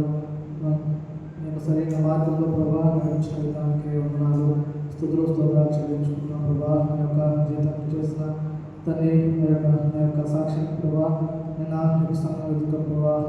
నేను తండ్రి మరి చెప్పడానికి ప్రభా నన్ను కూడా సిద్ధపరిచి నేను నడిపించడానికి వందనాలు ప్రభా. మీ యొక్క పరిశుద్ధ ప్రభా మీరు నడిపించి తండ్రి సహాయం చేసి ప్రభా చెప్పడానికి తండ్రి సహాయం చేయడం ప్రార్థిస్తున్నాను. జ్ఞానం ప్రభా తండ్రి మీరే నడిపించమని యేసుక్రీస్తు పరిశుద్ధంలో అడిగేట్టుకుంటున్నాం తండ్రి. ఆమేన్.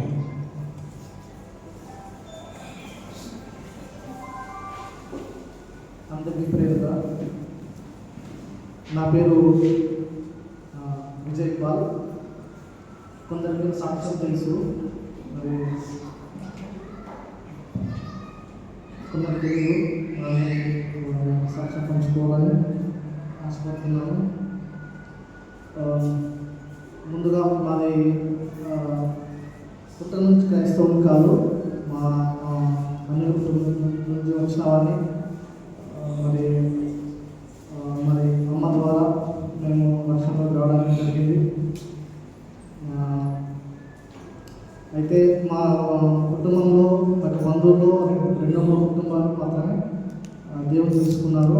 ఇంకా అందరూ తెలుసుకోలేరు అని జరుగుతున్నారు ఇటీవల. అయితే మా నాన్న చదువుకున్నాడు, కానీ వ్యవసాయం చేస్తూ చదువుకున్నాడు. మా బంధువుల్లో అందరిలో ఎక్కువ చదువుకున్నాడు, కాకపోతే మాది మధ్యతరగతి కుటుంబం. అయితే మాది కులము ముద్రాజులు. అయితే మేము మా వృత్తి వ్యవసాయాన్ని కొన్ని వేరే పనులు చేస్తాము. కాబట్టి మా ఊర్లో గౌడ్స్ ఈత కళ్ళు ఉంటుంది. తెలంగాణ ఈత కళ అంటే మనకు తెలుసు. ఈత కళ్ళు మా నాన్న లైసెన్స్ తీసుకొని వాళ్ళ వృత్తి చేసేవాడు. దుకాణం ఓపెన్ చేసి అందరికి కళ్ళు అమ్మేవాడు. అయితే కొందరు గౌడ్స్ వాళ్ళు మరి గొడవ పడడం, మీరు ముద్రాజులు కళ్ళు అమ్మదు, మీరు వేరే వృత్తి అని వాళ్ళు చెప్తూ వచ్చినారు. అయినప్పటికీ అందరూ మరి కొన్ని రోజులు ఆ యొక్క వ్యాపారం కళ్ళు వ్యాపారం చేస్తూ వచ్చినారు. అయితే మా బంధువులనే చేతబడి చేసేవాళ్ళు ఉన్నారు, బంధువులు దగ్గర సంబంధం వాళ్ళే. అయితే వాళ్ళతో మాట్లాడి వాళ్ళు చేతబడి నాలుగు చేస్తూ వచ్చినారు. అయితే అప్పటికి మాకు దేవుడు తెలియదు, లక్ష్యం లేదు. అయితే ఎక్కడికి వెళ్ళినా అంటే మా తాయిలు కట్టి అక్కడిక్కడికి వెళ్ళారు, తగ్గలేదు. అయితే నాన్న మరణించాడు. అప్పుడు నేను 3 సంవత్సరాలు, అన్న 7 సంవత్సరాలు. అప్పుడు మరి అమ్మ ఆరోగ్యం కూడా సరిగ్గా ఉండేది కాదు. తర్వాత మా అమ్మమ్మ వాళ్ళు ఒకే ఊళ్ళో ఇచ్చారు మా అమ్మని. అమ్మమ్మ వాళ్ళ ఇంటికాడ కొన్ని రోజులు ఉన్నాము. అయితే అమ్మ కూడా అలాగే రీతిగా చేతబడి చేశారు. అమ్మ కూడా ఇంకా అమ్మమ్మ వాళ్ళ ఇంటికాడ ఉంటూ నేను చదువుకొని అమ్మ వాళ్ళ వ్యవసాయం చేస్తూ మాకు కావాల్సిన యొక్క చిన్నలోనే అమ్మ బీడీలు చేసేది, వృత్తి బీడీలు చేసేది. ఇక మమ్మల్ని చూసుకుంటూ ఉండేది. ఆరోగ్యం బాగాలేక ఇక అమ్మ కూడా అన్ని అటు ఇటు తిరిగారు. కానీ ఎక్కడికి వెళ్ళినా ఆరోగ్యం ఇంకా దినదినము క్షీణిస్తూ వచ్చింది. అయితే మా ఊరిలోనే దైవజనురాలు సిస్టర్ ఆమె హాస్పిటల్లో పనిచేస్తూ మా ఇంటి దగ్గరనే హాస్పిటల్ ఉంటుంది బస్ స్టాండ్లో. అయితే వచ్చి దేవుని కోసం చెప్తూ ఉండేది. ఇక అమ్మ అన్నీ తిరిగింది, తగ్గలేదు, దినదినము క్షీణిస్తూ వచ్చింది. తర్వాత అమ్మ సువార్త విని చర్చికి వెళ్ళి దేవుళ్ళు మరి ప్రేయర్ చేయించుకుంటూ బలపరుస్తూ వచ్చింది. దేవుడు అమ్మ రక్షణ తీసుకొని ఇప్పటి వరకు దేవుడు బలపడి సంతోషంగా మరి ఎటువంటి ఇబ్బంది లేకుండా జీవిస్తూ వస్తుంది. మరి మేము కూడా చిన్న ఉన్నాము, కానీ మేము కూడా అమ్మతో మేము వెళ్తూ వచ్చినాము. అన్న నేను ఇద్దరము. అన్న మధ్యలో కొన్ని రోజులు వచ్చిన తర్వాత ఇక వేరే పని చేసుకుంటూ మేస్త్రి వృత్తి చేసుకుంటూ మరి సన్నిధికి రాలేడు. నేనైతే అమ్మతో వెళ్తూ వచ్చినాను, బలపడుతూ సంఘంతో నేను కూడా వెళ్తూ వచ్చినాను. నేను 5th నుంచి అమ్మతో వెళ్తూ వచ్చినాను. ఇంకా చర్చికి వెళ్ళడము బంధువులు అందరూ హిందువులే ఉన్నారు. ఇక వాళ్ళ పండుగలకు వెళ్ళడం, అప్పటికి నేను బాగా తీసుకోలేదు. వాళ్ళతో వెళ్తూ మరి వాళ్ళతో అక్కడికి వెళ్తూ వచ్చినాను. మళ్ళీ కళ్ళు రావడం, సినిమా చూడడం, చెడు అలవాట్లన్నీ ఉంటూ వచ్చినాయి. అప్పటికి ఇంకా దేవుడు మరి అమ్మ ద్వారా నాకు మరి సన్నిధికి రావడం. తర్వాత నేను ఇంకా 10th అయిపోయిన తర్వాత కూడా అప్పుడప్పుడు వెళ్ళేవాడిని, బైబిల్ చదువుకునేవాడిని. ఇంకా ఇంటర్ అయిపోయింది. ఇంటర్ అయిపోయినాక ఇంటర్ కంప్లీట్ చేసి మరి నేను అక్కడ హైదరాబాద్కు 3 సంవత్సరాలు అక్కడ జాబ్ చేస్తూ వచ్చినాను. సాఫ్ట్వేర్ కంపెనీలో క్యాషియర్గా అక్కడ ఉన్న క్యాషియర్ అండ్ స్టీవర్గా మొత్తం చూసుకునేవాడిని. అక్కడనే అక్కడ కల్వర్ టెంపుల్ వెళ్తూ వచ్చినాను 3 సంవత్సరాలు. అక్కడనే ఆదివారం వెళ్ళేవాడిని. ఇంకా వేరే రోజులు డ్యూటీ కన్నా వీలుగా తిరుగుతుంది. కల్వర్ టెంపుల్ వెళ్ళి మరి అక్కడ వాకింగ్లో బలపడి మరి తర్వాత నేను 2014లో బాప్టిజం తీసుకున్నాను, రక్షణ తీసుకున్నాను. నాకు ఇచ్చిన మాటను బట్టి బలపడి వాక్యం దినదినం చదువుకునేవాడిని. కానీ కొన్ని వాక్యాల ద్వారా మాట్లాడి రక్షణ సిద్ధపడుతూ వచ్చినాను. మార్కు 16 ద్వారా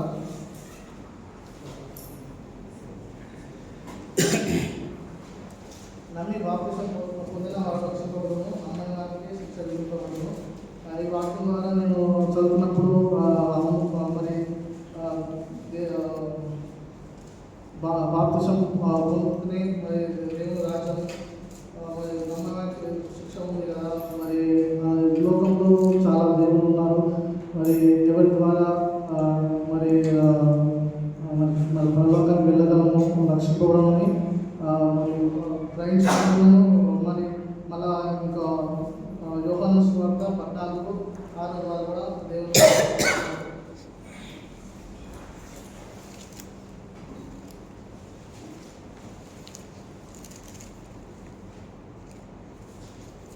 యేసు నేనే మార్గము సత్యము జీవము, నా ద్వారా తప్ప ఎవడను తండ్రి రాడు. ఈ వాక్యం ద్వారా నేను బలపడుతూ వచ్చినాను. నిజమైన దేవుడు యేసు ప్రభువుని నేను రక్షణ తీసుకొని మరి తర్వాత అక్కడ కలవటకు వెళ్తూ వచ్చినాను.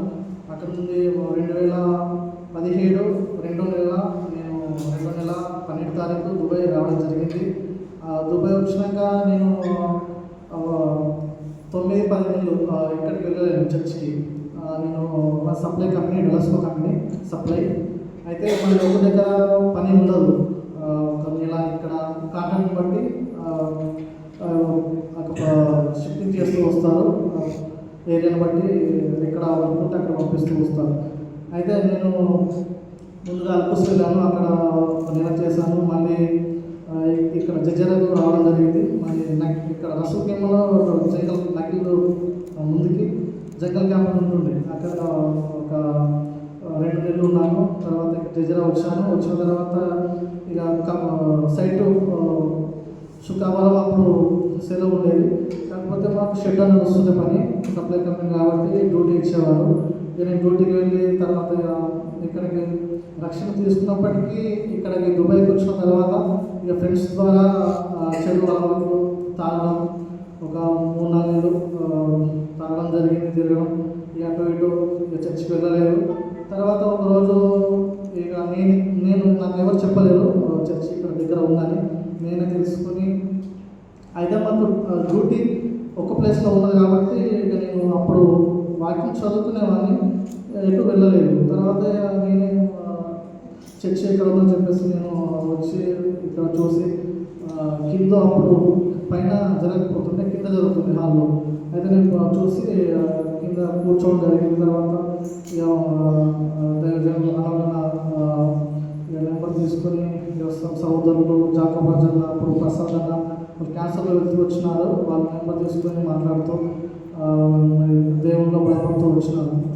యువనన్నా కూడా ఉండే అప్పుడు. అయితే వాళ్ళ సహోదరులతో నేను బలపడుతూ వచ్చినాను. ఇక క్రమం తప్పకుండా బేతల మందికి రావడం, మరి వారంలో జరుగుతున్న పరిచర్యలు, సంఘ ప్రార్థన, బైబిల్ స్టడీ, మరి దేవుని పనులు నన్ను దేవుడు వాడుకుంటూ వచ్చినాడు.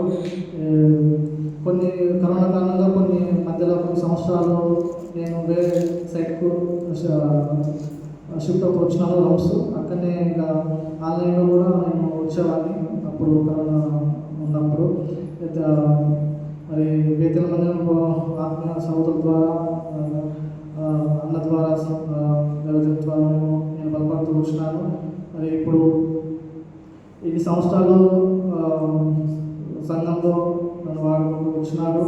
మీ ప్రార్థన, మా యొక్క అమ్మగారి కాలుకు చిటికి నీళ్ళు కొంచెం బెనికడం వల్ల రాకొచ్చింది. అయితే అమ్మకు ఇబ్బందిగా ఉంది. అన్న ఇప్పుడు రక్షణ తీసుకోలేదు. అమ్మ నేను ఇద్దరము చర్చికి వెళ్తాము. మా యొక్క బంధువులు అందరూ ఇప్పుడు హిందువులే ఉన్నారు ఎక్కువ అందులో. అయితే అమ్మ నేను ఇద్దరం వెళ్తాము. అన్న రక్షణ లేదు. ఇంకా అన్న తాగుడు, తిరుగుడు, ఇంకా మేస్త్రి పని చేస్తాడు. కుటుంబానికి రక్షణ లేదు. వారి కోసం ప్రార్థించండి. వ్యక్తిగతంగా ప్రార్థనలో జ్ఞాపకం చేసుకోండి. నేను క్యాన్సర్లో వెళ్తున్నాను.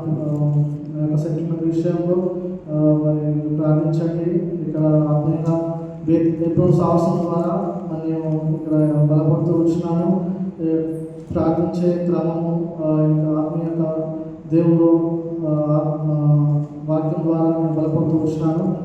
మీరు జ్ఞాపకం చేసుకోండి. నా యొక్క వివాహ విషయంలో, మరి మా ఆరోగ్య విషయంలో, భవిష్యత్తు విషయంలో జ్ఞాపకం చేసుకోమని నేను వేడుకుంటున్నాను. మరి ఇప్పుడు డ్యూటీ ఆఫ్ అయినది. సెటిల్మెంట్ వచ్చిన తర్వాత టికెట్ తీసుకొని మరి వెళ్ళాలి ఇండియాకు. క్యాన్సర్లో వెళ్తున్నాను. మీరందరూ వ్యక్తిగతంగా జ్ఞాపకం చేసుకోండి. నా కోసం ప్రార్థించండి. చిన్నసారి ఆ వివాహ విషయంలో నేను ఇప్పుడు వెళ్ళి వివాహం చేసుకోవాలని ఆశపడుతున్నాను. మా ఆరోగ్యం కూడా మరి మీరు ప్రార్థించండి. వ్యక్తిగతంగా జ్ఞాపకం చేసుకోండి. అమ్మ పేరు మాత, నా పేరు విజయపాల్. వ్యక్తిగతంగా జ్ఞాపకం చేసుకోండి. సాక్ష్యం దేవుడి నుంచి కాక.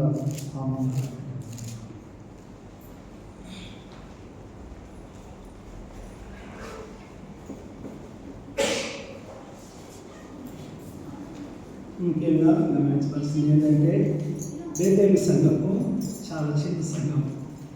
ఈ ఏరియా అంతా లేబర్లు ఉండే ఏరియా ముందు నుంచి దేవుడి కృపను బట్టి మేము ఎంతో కాలంగా ప్రార్థన చేయంగా 3 కుటుంబాలను దేవుడు సమకూర్చాడు.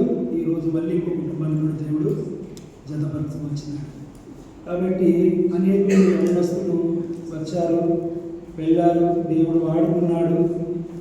ఇక్కడ ఒక భిన్నమైనటువంటి పరిస్థితులు ఇక్కడ సహోదరులకు ఉద్యోగ విషయాలు కావచ్చు, ఒత్తిడి, డ్యూటీలో చేంజింగ్, ఫ్యాక్టరీలు కాబట్టి పరిస్థితులు ఇంకా రాని వాళ్ళు, ఇప్పుడు మధ్యాహ్నం సెలవు లేని వాళ్ళు, ఇంకా ఇంతమంది ఉంటారు ఇప్పుడు వచ్చిన మంది వాళ్ళకు రావాలనుకున్న ఆశ ఉన్నప్పటికీ రాలేని పరిస్థితులు. కాబట్టి ఇటువంటి పరిస్థితుల్లో కూడా 12 గంటలు డ్యూటీ చేసి పరిచర్యకు సహకరించాలంటే అది చిన్న విషయం కాదు. కాబట్టి ఇంతకుముందున్న సహోదరులు కూడా చాలా కష్టపడ్డారు, చాలా ప్రయాసపడ్డారు. కరోనా టైంలో వాళ్ళు వెళ్ళిపోతూ వచ్చినారు.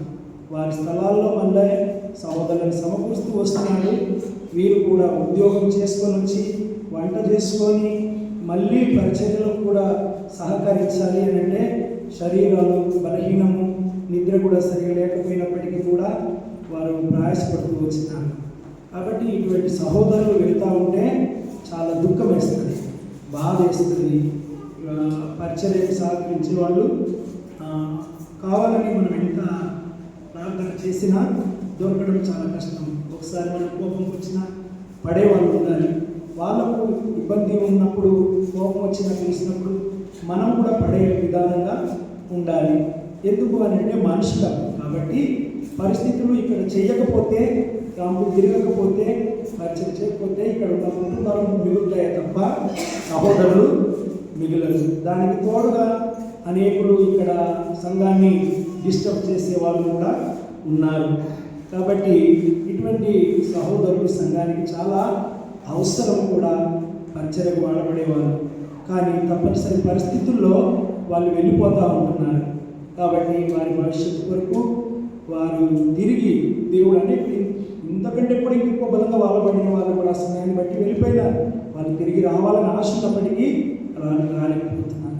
అయినప్పటికీ దేవుడు మళ్ళీ సహోదరులను సంఘక్షేమం కొరకు, పరిచయం కొరకు సహకరించే వారిని లేవనెత్తినట్లు ప్రార్థించాలి. మీరు అందరూ కూడా ప్రార్థించాలి. ఎందుకనంటే ఒంటరిగా వెళ్ళే స్థలాలు కావు ఇవి. ప్రయాణాలు చేసుకుంటూ దూర ప్రాంతాలకు వెళుతూ మరి వాళ్ళని కలుస్తూ రావాలి. కాబట్టి పరిచర్య కొరకు, సంఘం కొరకు, ముఖ్యంగా సహోదరుడు విజయపాల్ కొరకు కూడా మీరు ప్రార్థించాలని కోరుచున్నాను. సహోదరుడు కొరకు ఒక వాక్యాన్ని చదువుకుందాం, ప్రార్థనలోకి వెళ్దాం. మరి హగ్గయి గ్రంథము 1వ అధ్యాయము 13వ వచనం అందరం కలిసి చదువుకుందాం. హగ్గయి 1వ అధ్యాయము 13వ వచనం.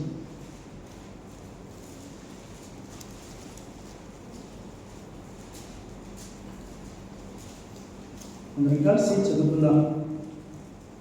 అప్పుడు యెహోవా దూత అయిన హగ్గయి యెహోవా తెలియజేసిన వార్తను బట్టి జనులకు ప్రకటించినది ఏమనగా, నేను మీకు తోడుగా ఉన్నాను, ఇదే యెహోవా వాక్.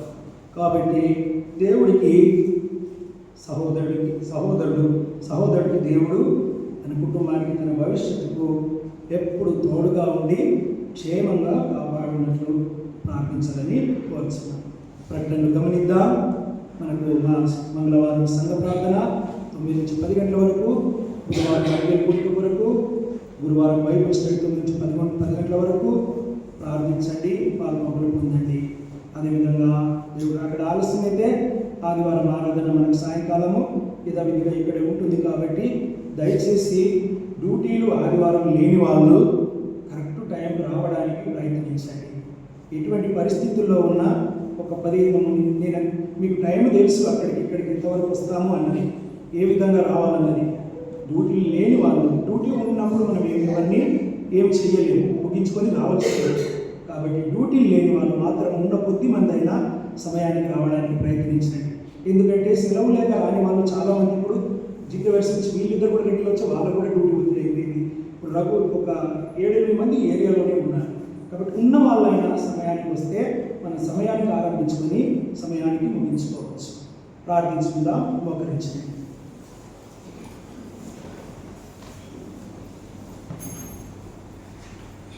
ప్రేమగల తండ్రి, కృపగలనైనా సజీవుడమైన మా తండ్రి, నీకు వందనాలు, స్తోత్రాలు. ఇంతవరకు తండ్రి నీ సన్నిధిలో నిన్ను ఆరాధించి నీ రక్త మాంసంలో పాల్గొని పొందే భాగ్యాన్ని ఇచ్చినందుకు నీకు వందనాలు, స్తోత్రాలు చెల్లిస్తున్నాను. నీ దాసుని నడిపించి వాడుకున్నందుకు కూడా నీకు వందనాలు. సహాయం చేయండి, ప్రవణింపు చూపించి నిన్ను ప్రేమించి తీసుకొచ్చి నీ అర్పణలను దీవించి ఈ విప్పిన గుప్పిని బలపరచమని, దానికి తగిన ప్రతిఫలాన్ని ఇచ్చి ఈ నీ రాజ్యం కొరకు, నీ మహిమ కొరకు, నీ సంక్షేమం కొరకు వాడబడినట్టు సహాయించి తండ్రి. మన సహోదరుడు తల్లి తన చిన్న సాక్ష్యం సమయం తక్కువగా ఉంది. మరి ప్రభా అయినప్పటికీ నీ కృప ద్వారా తల్లి తను నిలబెట్టుకున్నందుకు నీకు వందనాలు అయ్యా. తన భవిష్యత్తు విషయంలో సహాయం చేయండి, నీ కృప చూపించండి.